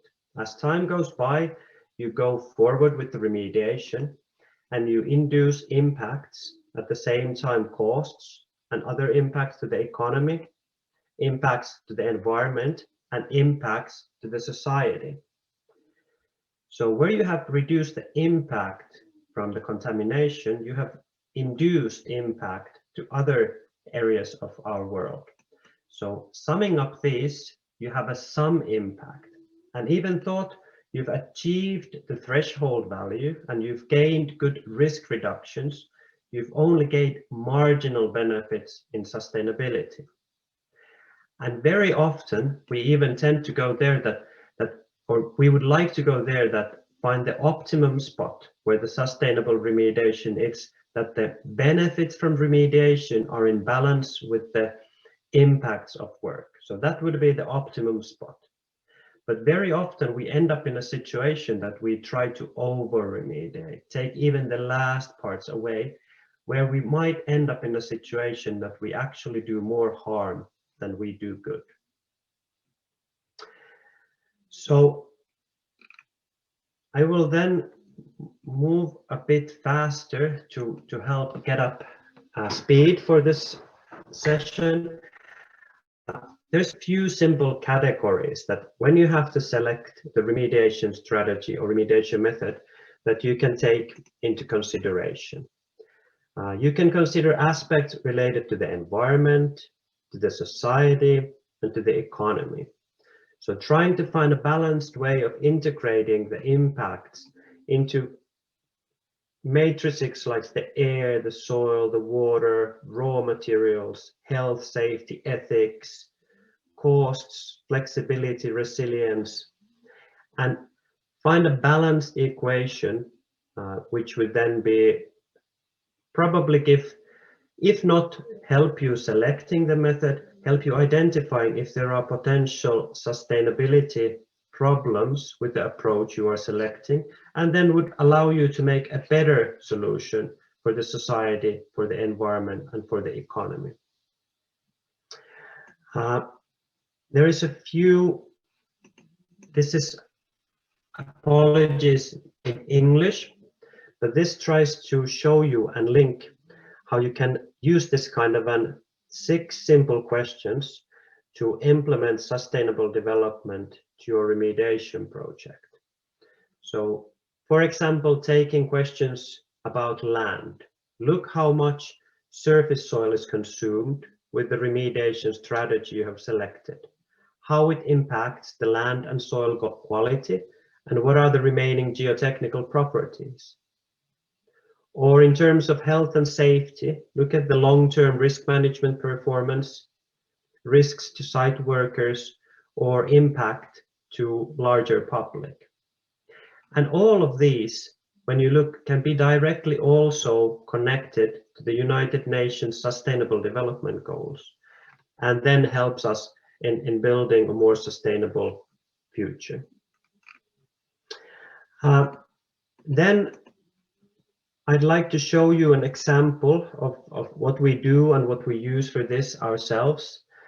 We have a digital platform that helps us to make more sustainable remediation decisions. It's called Ramboll Sure, and it's a decision assistance tool for landowners, remediation contractors, and designers and regulators that helps to make these complicated decisions more simple and helps to support the communication that is related to this remediation options selection. This is based on the ISO standard, so it has a global scientifically approved background, and it supports connection with the United Nations Sustainable Development Goals. So if you're interested in trying this out, it's free of charge. Please send me an email. And then for a short wrap up for the last slide, 90% of all remediation methods are based on physics, biology, and chemistry. They're either done in situ, on site, or ex situ. But still, when we try to remediate, over 90% is based on excavation. So by understanding the methods for remediation method selection, you can identify the right options that give you the right solutions for the project. So you can have a much more versatile pool of remediation methods, and which might then provide you with a more better solution. And then when making the final selection, do take sustainable development in account. That allows to make sure that you have a safe, economically viable, nature protecting and socially acceptable solution. And one way of doing this is with assistance of a digital platform like the Sure by Rambo. But from my part, I would like to thank you for the opportunity to present, and I will gladly provide you additional information if you wish. There are my contact details.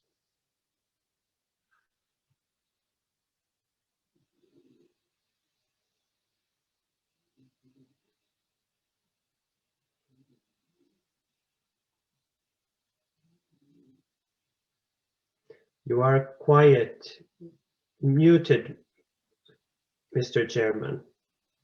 Boris, Jarna, thank you so much. The most interesting was the part dedicated to the balance between risk-oriented and sustainable cultivation.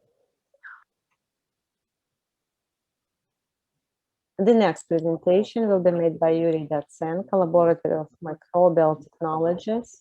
Yuri, please connect to us and please stay within the timeline. Good afternoon. Can you hear me? Yes, we can hear you.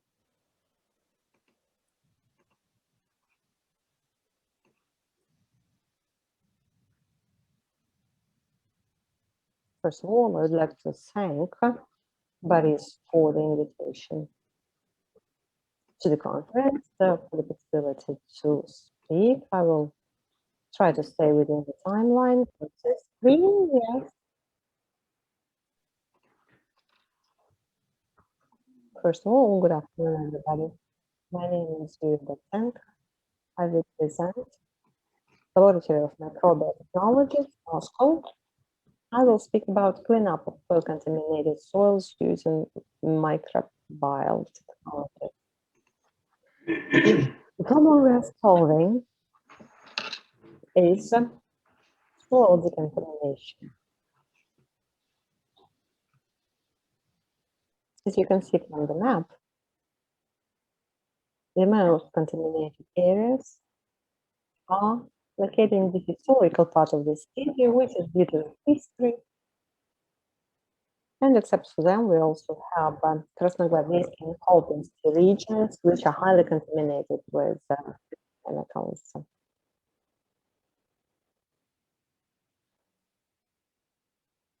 We have the following numbers.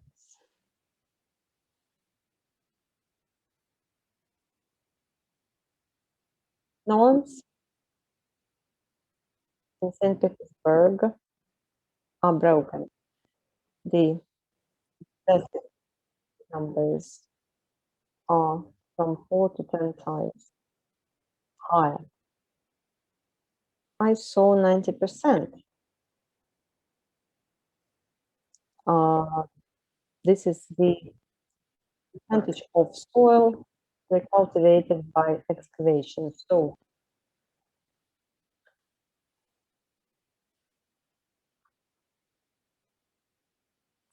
recultivation is quite costly. type of work highly dependent on the weather. Of course, a lot of waste is involved if we work within the city area. So all these are the limitations for using the method of excavation. However, 90% of the soil is decontaminated using excavation method. So what do we offer? We offer biological method in situ rehabilitation based on the use of microorganisms without excavation, without replacement of the soil. Preparation of the project is 1 month. Installation of equipment 1 week. So the decontamination system requires a relatively small space. Our technologies allow to get the level of petrochemicals in the soil from 0 to 15%. So within a couple of months, we can decrease the level of petrochemicals down to the optimal level, allowable level. In our company, we developed an underground filter system.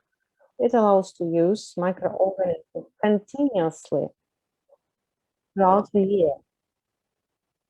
So the tank with the agent is above the ground, and we make injections and we introduce the agent into water-bearing layers.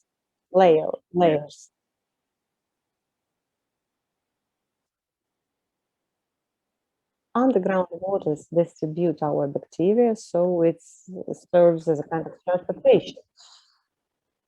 So the technology itself is about the following. Microorganisms work to decontaminate soil. First of all, we have to identify the contents of the chemicals in the soil.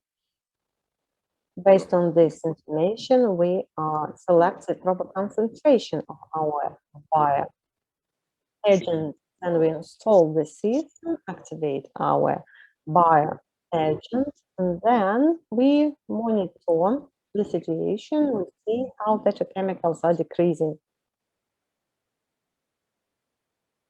So we use water and non-pathogenic bacteria, which are not dangerous to people. Neither for people nor for animals or plants. And no excavation is required. We do not touch the surface soil, which allows us to preserve all the plants and all the animals in the place. So the soil is transferred from a dangerous category to a low risk category, which is within the accessible limits. This is experience of our technology use in 2014. So the technology involves microorganisms. They work at the temperature from 2 to 45 degrees, but we use a certain heating system due to which we can use our technology all the year round. Our institute is located in the Moscow region. We are working under the auspices of this institute and the Russian Academy of Sciences. The production platform itself is located in the Moscow region. This is a composition of our biological agent.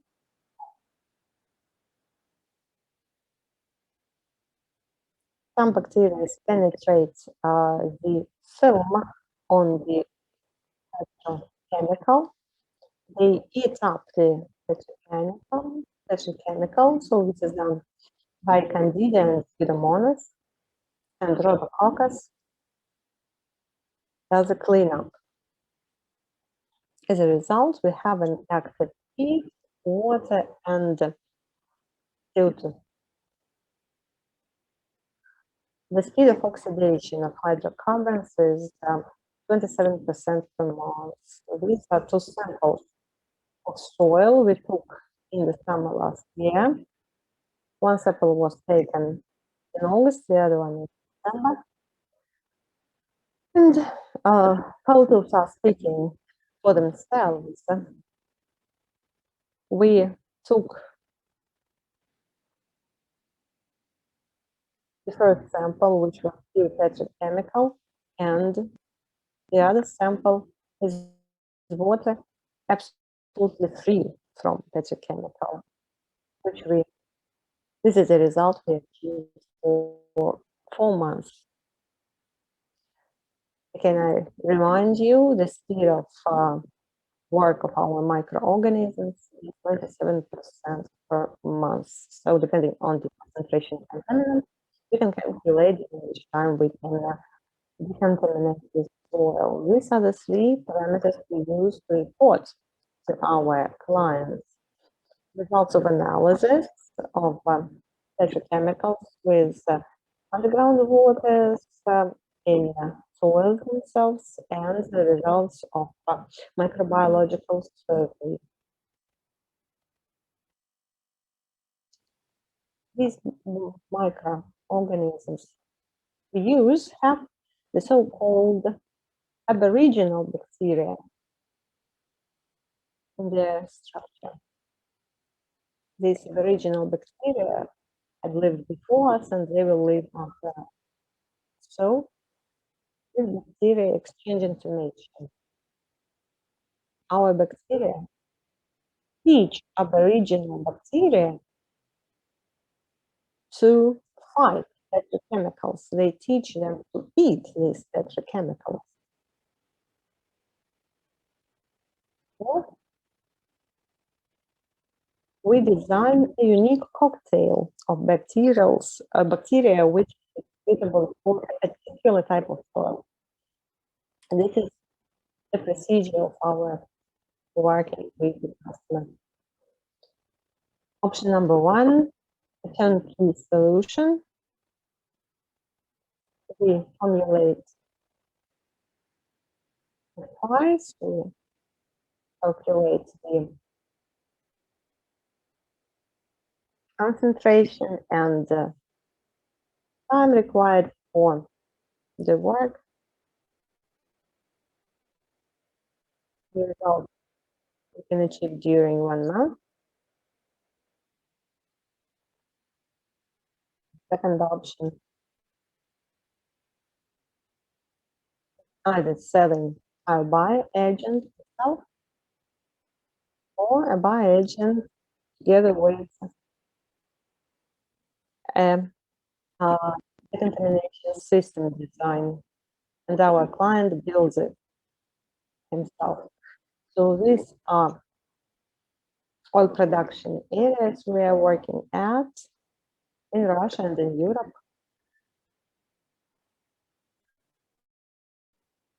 As a result of working in Europe, we have a hygienic certificate. We also work in Libya, which is quite an exotic destination. The temperature of the soil is more than 60 degrees. So we treated the ground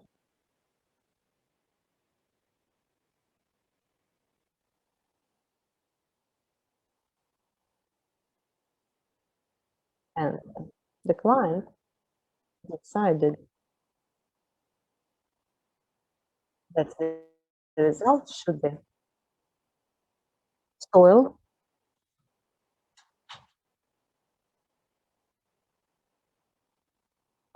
which was suitable for growing wheat. So finally they grew wheat in this soil. So these are some photos. I cannot show you many photos because clients will not always agree. So it's 2014, Gazprom, Hunters. 2016, 2015, Gorlica in Poland. And this is 2020, St. Petersburg Oil Terminal. We have been working since June 2020. The work is still ongoing. However, it's winter, it's -23. Anyway, our bacteria are working. Another technology.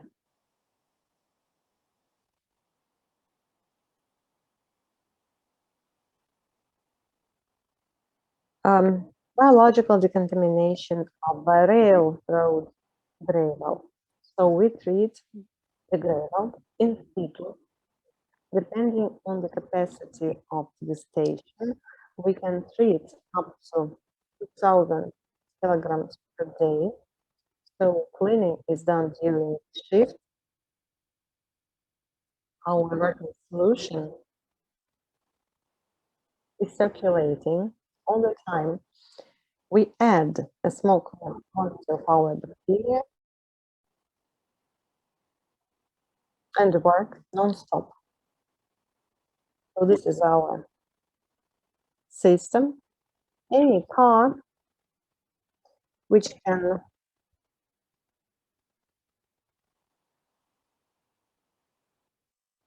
be connected to a system can be used. This is a result, the gravel at the beginning of the working day to the left and the contaminated gravel to the right. At the end of the working day. So this is always me. If you have any questions, I will respond with pleasure. Yuri, we will receive the questions later on. Unfortunately, we are out of time. I would like to thank the organizers and the participants once again. So if you allow, we will place our presentation on our website.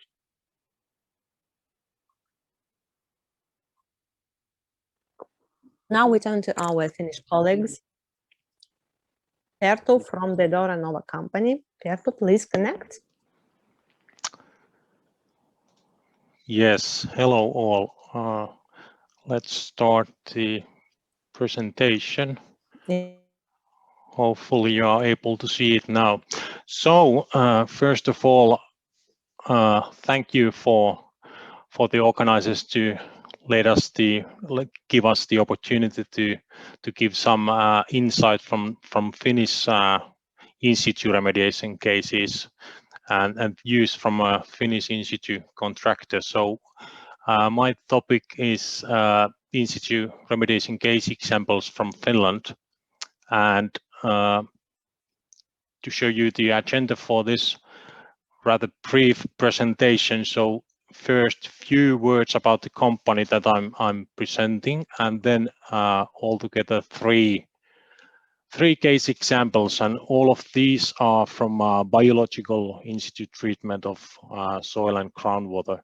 The first being one of our oldest cases, but in the context of the area and the size of the project, that has been one of the biggest ones. So a site with chlorinated solvent contamination on a former factory area. And then the second case study is actually from the area of city of Mikkeli. So that's an old sawmill area, and there we had problems with chlorophenols in the groundwater, and that was also, or that is being treated with in situ methods. And the third case example is also a rather big one. So that's an old brownfield area, so an old industrial area which is being converted into residential area. So that's groundwater remediation in that case. So going forward,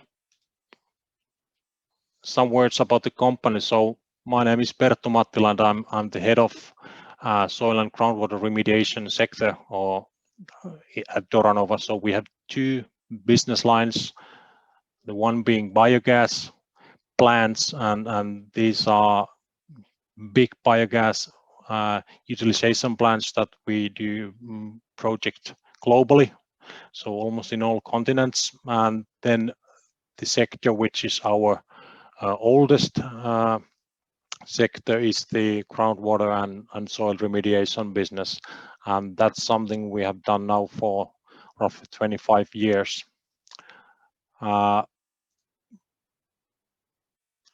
In terms of turnover, I think we are the biggest in-situ contractor at the moment in Finland, but also doing soil remediation on other countries, namely in Baltics and in China at the moment. So this slide is to just illustrate you the technique. So I think in the previous presentations you already learned or heard about the different methods. Jarno Laitinen told you about the in situ, ex situ, on-site terminology, and also the possibility to use physical methods or chemical methods or biological methods for soil remediation. We have two products called Duact Core and Duact Direct, and basically the difference between these two is that with the Duact Core unit, it's a fixed system which we install on site, and that can be used for source area remediation all the way to plume treatment, for example, using different kind of reactive barriers or just cleaning the groundwater plume, for example. So with this unit, we are basically able to apply several kinds of chemical or biological treatments for decontamination of the area. Also, Duact Direct is a unit, it's a bit different compared to this Duact Core, which is a fixed system. So we install a fixed wells, but with this direct push injection unit, we're able to inject certain substrates or remediation chemicals into the subsurface in order to treat the soil, either with biological or chemical processes.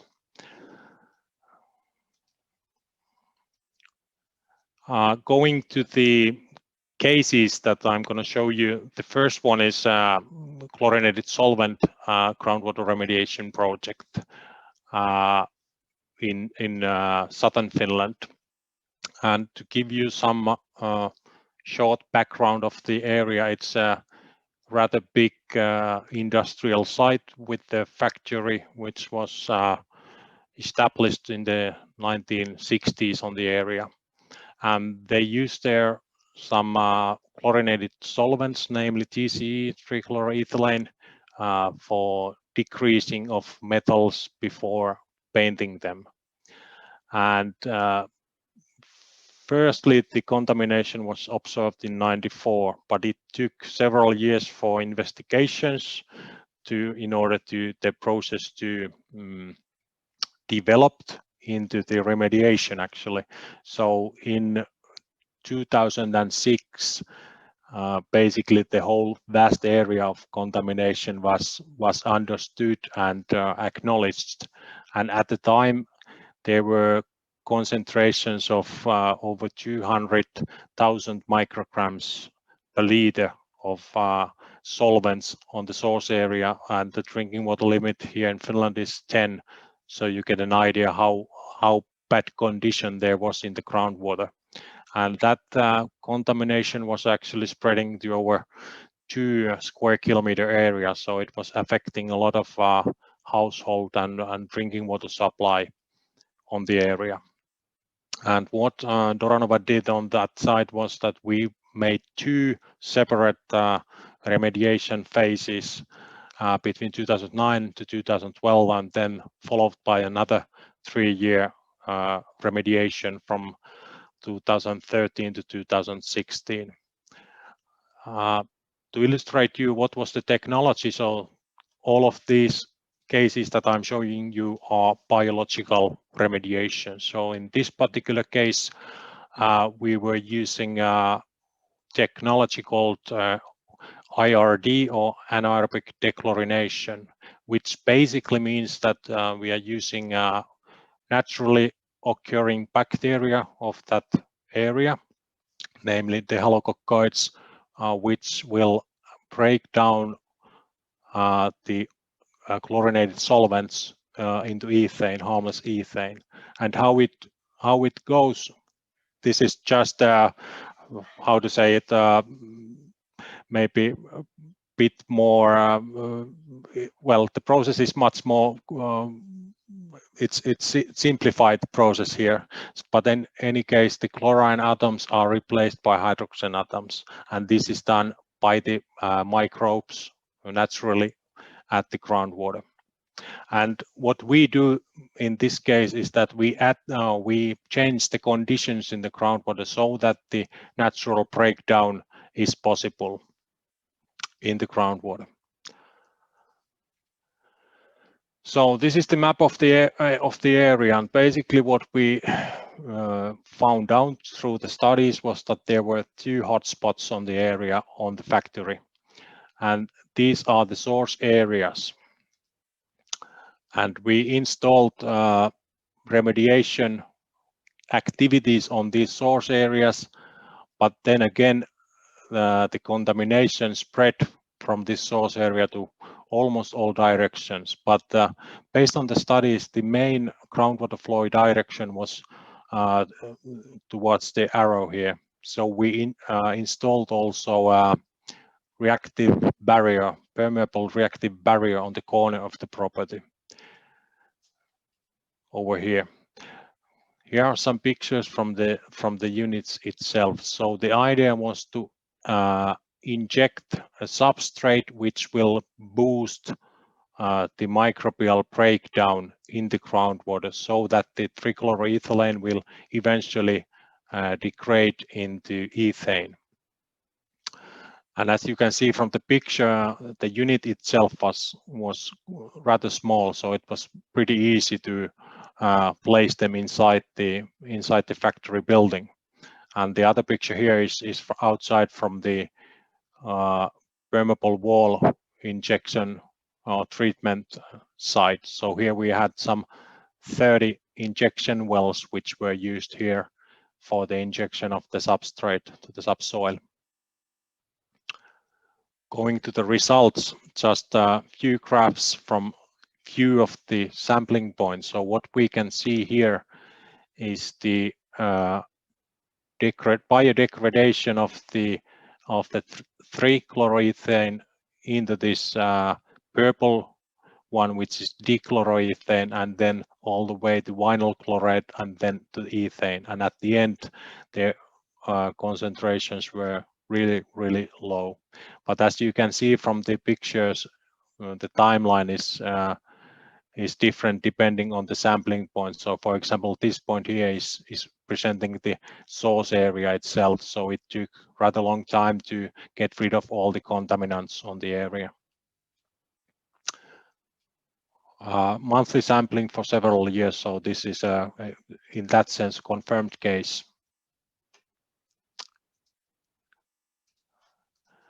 Then going to the second example, the previous one was an anaerobic process. So this one, the sawmill area, is then again aerobic biodegradation. On this side, there is an old factory building or sawmill building, and the contamination is underneath the building. And then we have installed several injection wells and pumping wells on the area. And some background information about the contaminants. So in this particular case, we had this anti-bluing agent used for treating timber, and that has components, namely tetra, penta, and 3-chlorophenols. and out of which tetrachlorophenol was the main contaminant on this particular case. This picture illustrates the remedial design what we are using on that site. So basically, we have an in situ treatment unit located on the site, through which we run the groundwater on the area. Basically, we are pumping from one well outside the source area, then treating, so basically aerating the water and taking out the contaminants. And once we increase the oxygen level of the injected water, then it will eventually add oxygen to the source area. And oxygen in this case is the limiting factor. So basically there are university studies showing that if we increase the amount of oxygen on the soil, on the groundwater, then the biodegradation will boost rather rapidly. So the idea is to change the conditions on this source area and get the microbes break down the chlorophenols. Then again, showing you some of, one thing we did also in addition to this pure aeration of the recirculated water, we also injected chemicals which will add oxygen to the water. So in this case, it was calcium peroxide component which was injected using this kind of injection unit inside the factory building to the subsoil, and that chemical will slowly increase the amount of oxygen in the groundwater. So also in order to boost the microbial breakdown. In this case, this is also a project which is still ongoing, but here are some of the results or process that we have obtained from this case. So this is the initial tetra and pentachlorophenol ratio, which indicates the amount of biodegradation happening on the site. So this is before any activities took place. And from this picture, you can see that already the progress has been rather good here on the source area, but there are still somewhat high concentrations on this plume area, since the groundwater is mainly flowing to this direction here. And this last slide is from 2018, so still there is work to do, but at least the conditions in the groundwater have improved rather well from compared to the time before the in situ remediation activities.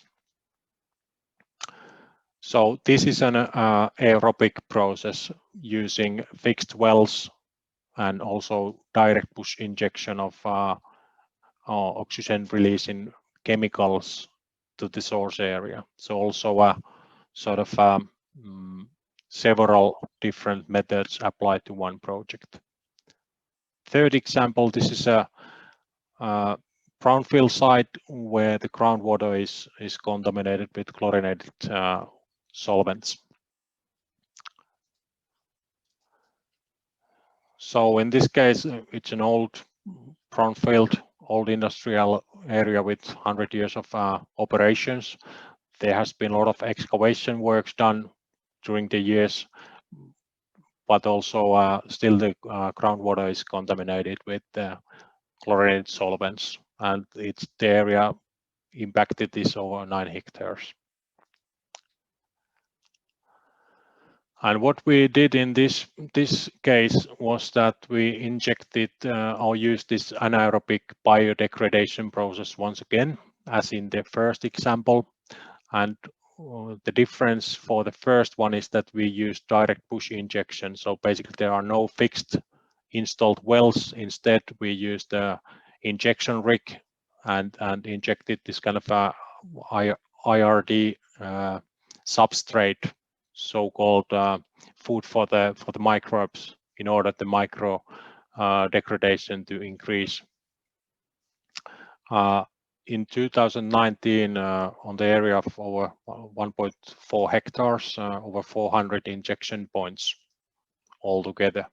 And these are the photos from the site work. So you can see here the injection rig and then the injection unit that we are using. And some results from this case, we are still taking monthly samples from several groundwater wells, but what we can see in every sampling point is that the amount of contaminants is decreasing relatively well in all the sampling points. So we can see that the PCE is breaking down to TCE to DC and all the way to DC vinyl chloride and then to ethane, and then the total concentrations will go down. But this is also in a phase where we are still monitoring the results, although the field works have been accomplished.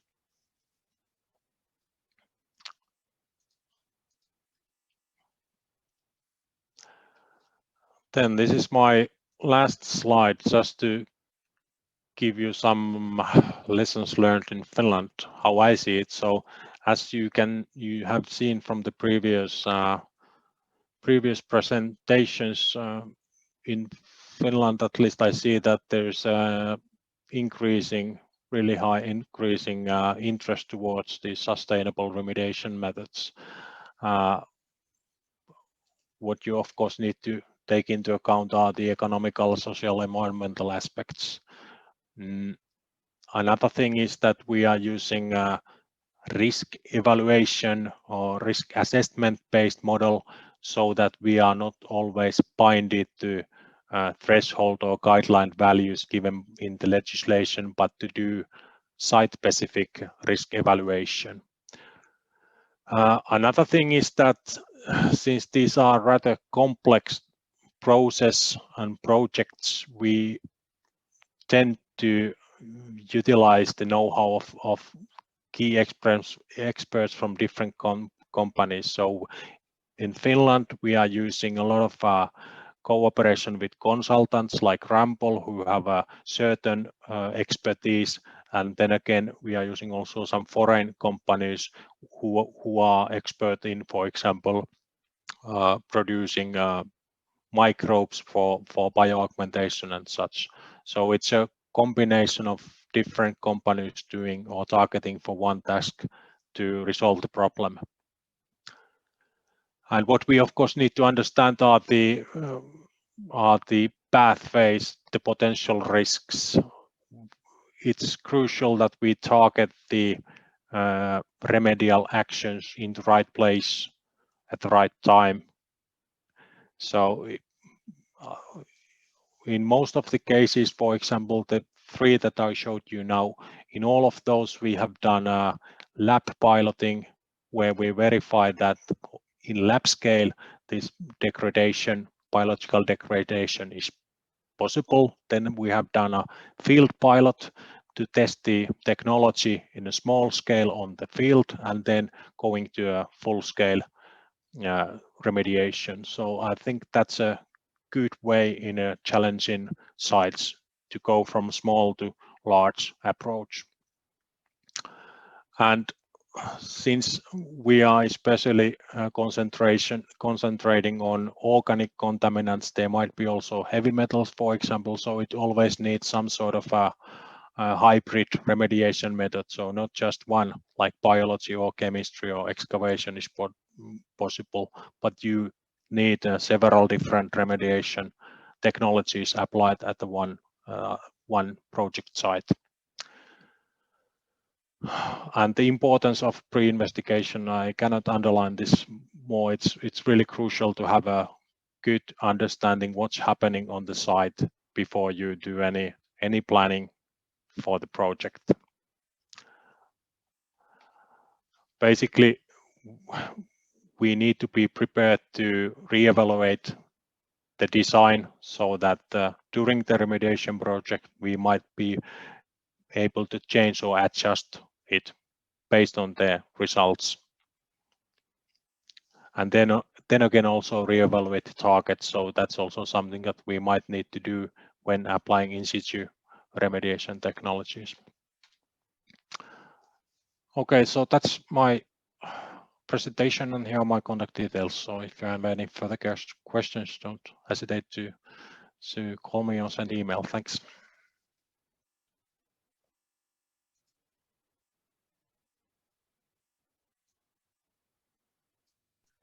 Thank you, Terpo. If you allow, we will place our presentation on our website. And our final speech will be made by Mr. Reshetov, head of Technoterra company.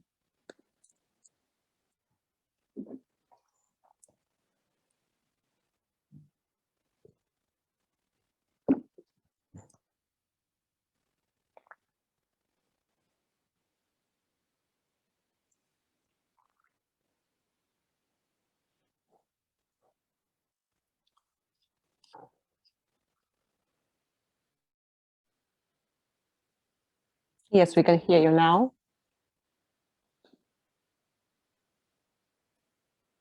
Well, it's a big honor to speak the last. Being the last, you have to sum up all the previous presentations, and you have to somehow blend them in with your presentation. So can you hear my presentation? Yes, we can. I will begin with this slide because, as Mr. Srebritski said, gilding was the first environmental catastrophe in St. Petersburg when mercury was used to gild parts of buildings. A lot of workers died. At that time, there was no possibility to think of the environmental damage, and that's what we are doing now. We are sorting out the problems with the environmental damage. So I will not repeat the situation in St. Petersburg. I realize that you are tired, so I will speak about the work itself. So the city administration ordered us to select the sites. We worked together with Mr. Gorky. So we identified key sites, 16 sites altogether, and we did some sampling there to assess the soils in residential areas. In 2019, there were 8 areas, then 3 more areas were added. These are parameters we control: heavy metals, oil products, polyaromatic agents, and PCBs and PCDs, PCDFs. We selected areas in residential areas because our target was not to control acting industrial companies, but to control residential areas and the level of contamination there. So our results are a bit different from those shown. And Andrei Vladimirovich told us about different approaches which can change our perception of the oil contamination results. So you see residential areas, people are in good health there, their life expectancy is quite high. However, we see that these areas are quite contaminated. We can continue monitoring. I hope that city administration will support us. If we speak about organic compounds, I can tell you that maximum allowable concentration is exceeded, which sounds quite bad, but anyway, there are no any fatal consequences for people living here. By fatal consequences, I mean direct impact. We have only translocation Impact. We do not grow anything here. We do not grow wheat here.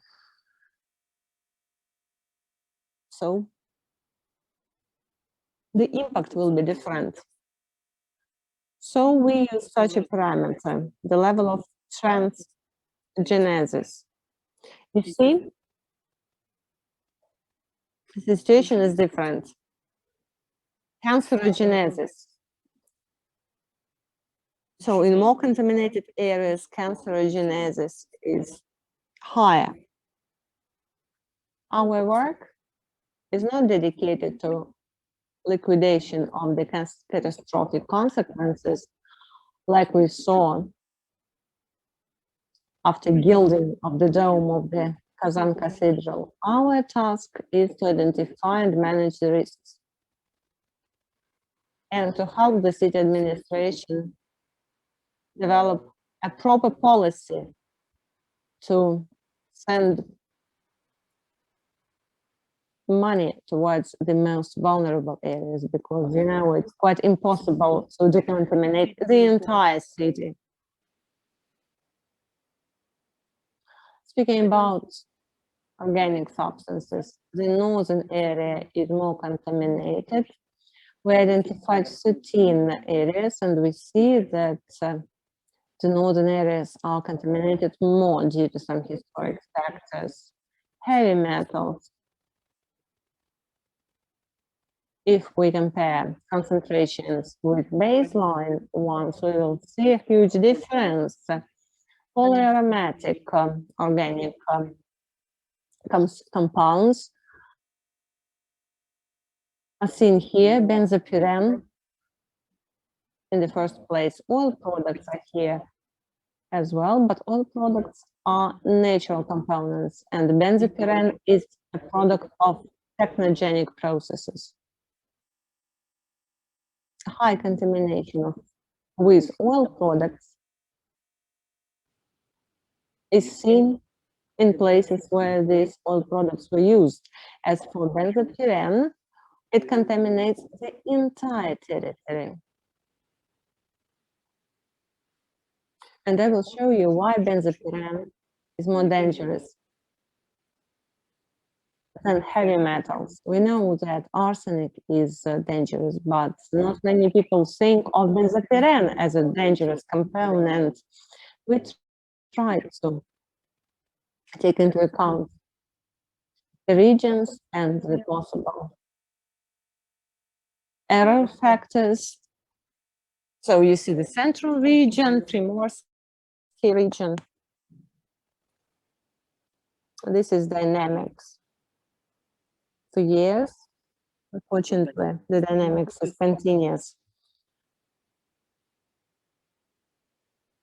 Why so? Industry is going down, but we have more and more cars, and this improves, and this enhances the situation with contamination. You see in the central district, the dynamics is the highest one. Conclusions are the same as Mr. Serebritsky made.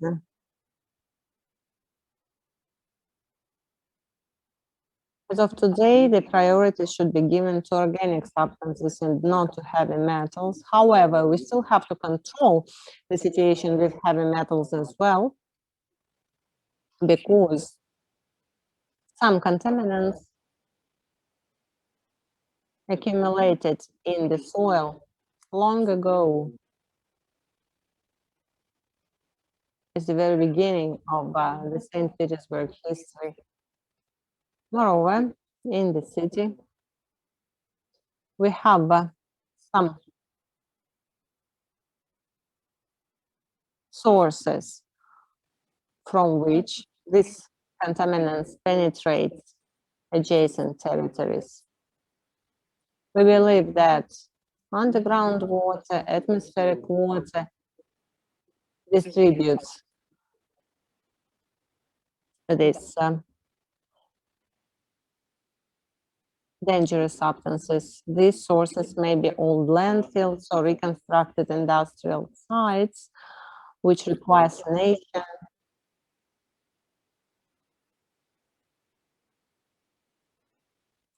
The situation is very simple, similar to what our Finnish colleagues showed. So this is quite an international problem. A lot of presentations were dedicated to petrochemicals. I will also mention them.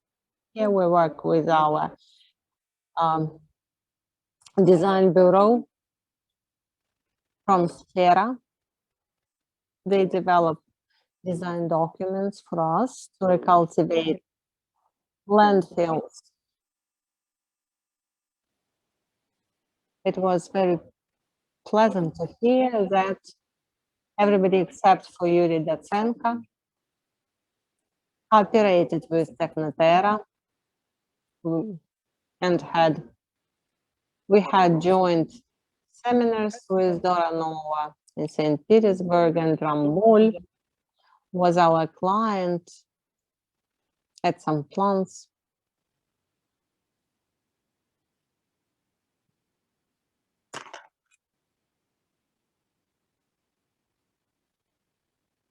And the company which decontaminates soil in the Baikal area also cooperated with us. So now I will tell you about our work with petrochemicals and oil pollution. For 15 years, well, we are quite a young company, we have been at 100 industrial areas of different purpose: aviation, railroad, oil treatment, petrochemicals, warehouses. Unfortunately, all of them were quite dirty. When we see petrochemicals, we see contaminated soil. It can be either a heritage of the Soviet time, when environment was quite neglected, or due to a bad condition of equipment. So let us speak about our methods. Well, they are quite similar to those described before. When we see petrochemicals, just as Rambol and Doranova companies, I believe that we have to assess the source of contamination. We use quite a lot of methods. Of course, all these surveys are much cheaper than liquidation. In Finland, in Mikkeli, we saw how much money is spent. We actually calculated the price of the contamination liquidation, and the price was about several million euro. So this is the level of harm. So before we start liquidating contamination, we have to identify the source. We have to decide where to go. So these are methods shown in this slide. It's pleasant to say that this is a joint work carried out with FCG company. And this work was done due to the order of the Helsinki Commission at the Leningrad fishing base. So we identified the sources of contamination, localized them using gas chemical survey. Due to this, our work of liquidation was quite successful. So we also use chromatography. This technology allows us to say whether contamination is new or old, and what kind of contamination we have. Colleagues stated that every contaminating company claims that it's not her to be blamed, that this is an old contamination. So chromatography helps us to identify when contamination was started. After we localize the source, we have to understand the dynamics. We have to understand the direction the contamination is spread. So this winter has brought more snow than the previous one. So we can say that the level of groundwater in St. Petersburg will change. So the dynamics of underground contamination distribution will also change. So this is a diagram we build to show how contamination will move. So it's very flexible, it's changing all the time, but we can forecast how it will be moving and drill wells exactly where needed, where required. If we overlay the map of contamination direction and wall tanks, we will see which one is the source, and we can decide where to install the physical lateral drainage system. In order to understand the scale of contamination, we take samples at different levels in order to understand how concentration is coordinated, is related to depth. Then we build 3D pictures, and based on the concentration coefficient, we can decide how to liquidate these leakages. We have the same problems. Our clients want us not to disclose information. We sign disagreements with our clients because our clients finance the sanation of the territory, and we promise them not to disclose information. Well, it's clear that here we have started from there. Also, we can place 3D diagrams under the reservoir fleet in order to understand how underground water is contaminated and how it moves. Pay attention, there is a railroad here, there are some unload estacades, and this is always a high risk source. So this is the project we performed by the order of HELCOM in 2013.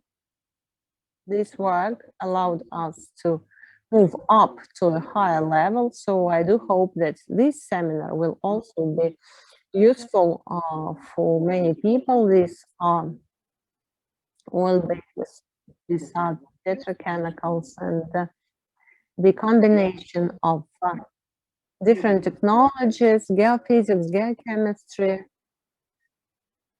geogeology, helped us to identify the highest concentration of contamination and decide on the methods. And we understood the nature of this contamination. This is a new territory, backfield. Before, it was a coast.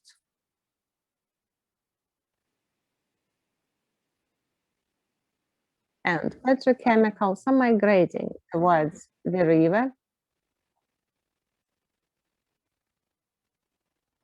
and we are able to understand the route of migration.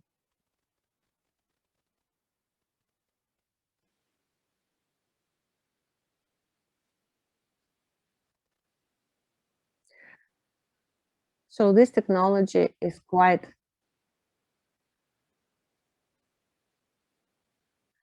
nature friendly. We are not using aggressive substances. We use bacteria which destroy molecules. Of course, there are different conditions to meet, the amount of oxygen, temperature, and so on. The contaminated territories are quite large, so the volumes of introduction of chemicals are also much bigger than shown before. Decomposition of petrochemicals, it's quite obvious, so I will not dwell upon this.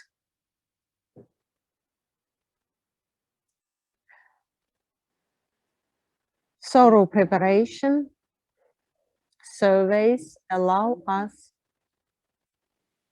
to make an optimal decision depending on the situation, how many wells to drill, where to drill them, and so on. So if contamination looks like this, unfortunately, we have to drill 4 wells. If we have only one spill, we can drill 1 well only. So all this work allows us to effectively use decontamination technologies, which sooner or later, in a couple of years, will bring positive results. We plan to continue work on this side. I don't think that 1 year will be enough to complete the work. I think it will take us a couple of years to get a good result. Dora Nova showed us that 5-6 years is required to decontaminate highly contaminated area. Physical decontamination is also widely used, of course. I would like to sum up with the following. All these technologies are quite obvious. Identification of contamination. It's quite easy. No drilling, no construction is required. Then we have to identify the reason, the age of contamination, its scale, composition, and source. If we don't understand the source,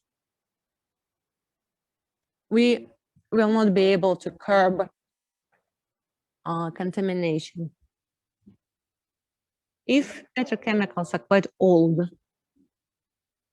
I think that it will be easy to solve this task. But if new, fresh petrochemicals are supplied every time, most probably we will not solve the problem within 5 or 10 years. Then we have to understand the territory and the route, whether contamination is stable or migrating, what is the dynamics of the groundwater and so on. Then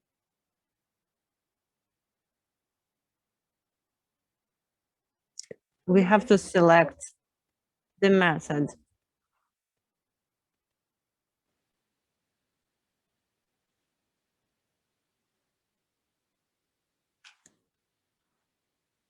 If petrochemicals are close to the surface, we can simply take them out. At some helicopter plants, we took pure kerosene from the wells, out from the wells. Well, if we simply can take it out, there is no use to use chemical methods. So where do we put contaminated soil? We use thermal processing methods in Kolsky Peninsula. It's a thermal treatment. The cost results on the cost depends on humidity a lot. So if it's quite humid, maybe there is no point in burning. There will be benzopyrene, there will be waste, and the burning will be quite costly, which is not economically feasible.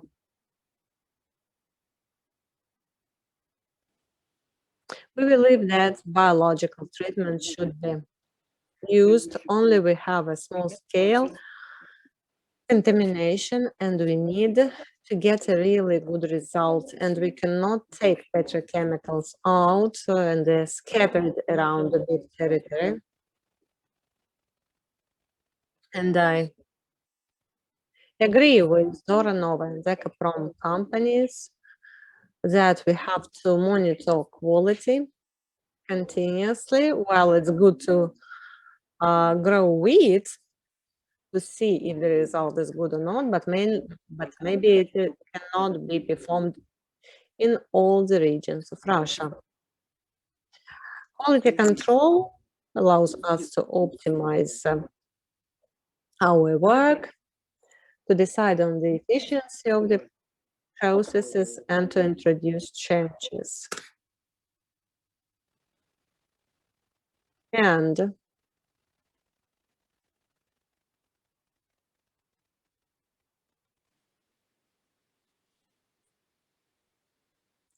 some people still think that there is Russian physics and mathematics, Finnish physics and mathematics, and so on.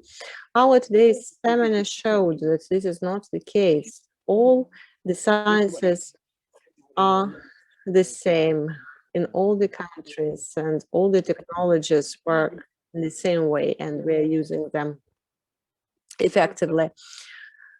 Thank you indeed. Soil decontamination is not only technologically difficult, it's quite costly. And in St. Petersburg, it's also quite costly. The money is provided by the city administration. It comes from the city budget. So I'm interested in the opinion of Ms. Maria Sherbakova. Maria Dmitrievna, please, can you provide your opinion? Dear colleagues, glad to welcome you to the seminar dedicated to a very important topic, soil decontamination. There are certain questions requiring legislative initiatives. So we have a working group in our commission from 2017. We developed a legislative act. Currently, it's under agreement supported by the Legislative Assembly. We would like to establish a dedicated body responsible for the nature use and protection of environment. As for financing, we support all the initiatives related to improving the life of our citizens, making it more comfortable. So we spend a lot, hundreds of million rubles.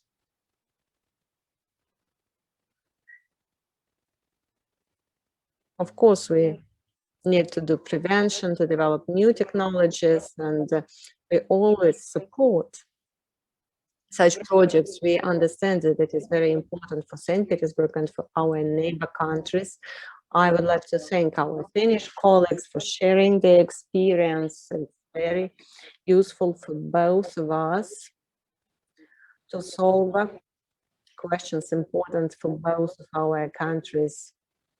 We are good friends, and thank you very much for sharing this valuable experience. Definitely we will use it in developing our technologies and methods. Finally, I would like to say a couple of words. Of course, our seminar was dedicated to biological ways of treatment. But for St. Petersburg, unfortunately, we do not use in situ methods a lot to decontaminate soils in this city. The results of expert evaluations show that we have a lot of contaminated soil. When we modernize former plants, we simply take the soil out and transport it to landfills and do not decontaminate it anyhow. I do hope that experts which spoke today will help our city to develop proper programs to decontaminate these soils. I think that now I have to give the floor to Saya to sum up. Boris Alexandrovich, I would like to say a couple of words. Ivan Alexandrovich. Sure. So I would like to give a small bonus to all the conference participants. You know that in St. Petersburg on the 23rd, 24th, 25th of March, there will be a huge forum, Ecology of a Big City and Ecology of the Baltic Sea. You know that it's a large-scale event. You participated in this event many times. This year it will be difficult to participate personally, but we've heard a very interesting information that EXPOFORUM can give you a 50% discount to represent your companies at our exhibition venue. So if you are willing to do so, please connect EXPOFORUM. But this bonus is offered only to the participants of this webinar. I do hope to see you in the business program. I would like to remind you that we will have an online mode provided as well, so you will be able to make a presentation on the internet. So if you are willing to make a presentation, we will be glad to see you. Thank you so much. Saya, now it's your turn. Final conclusions from our Finnish colleagues. Saya, we cannot hear you.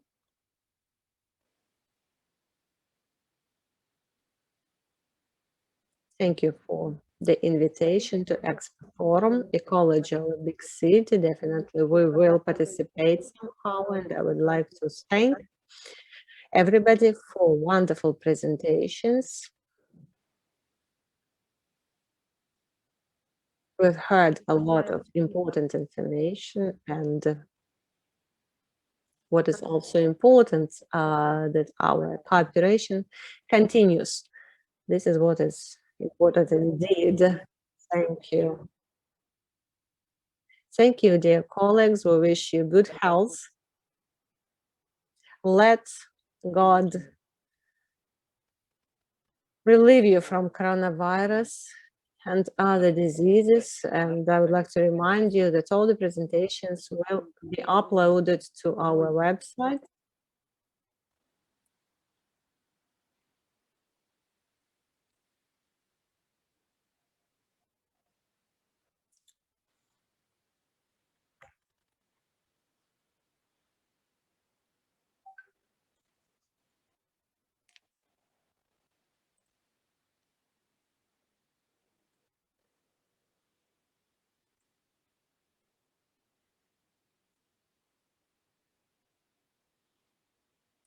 Could you please show the website? You see ecological information for enterprises.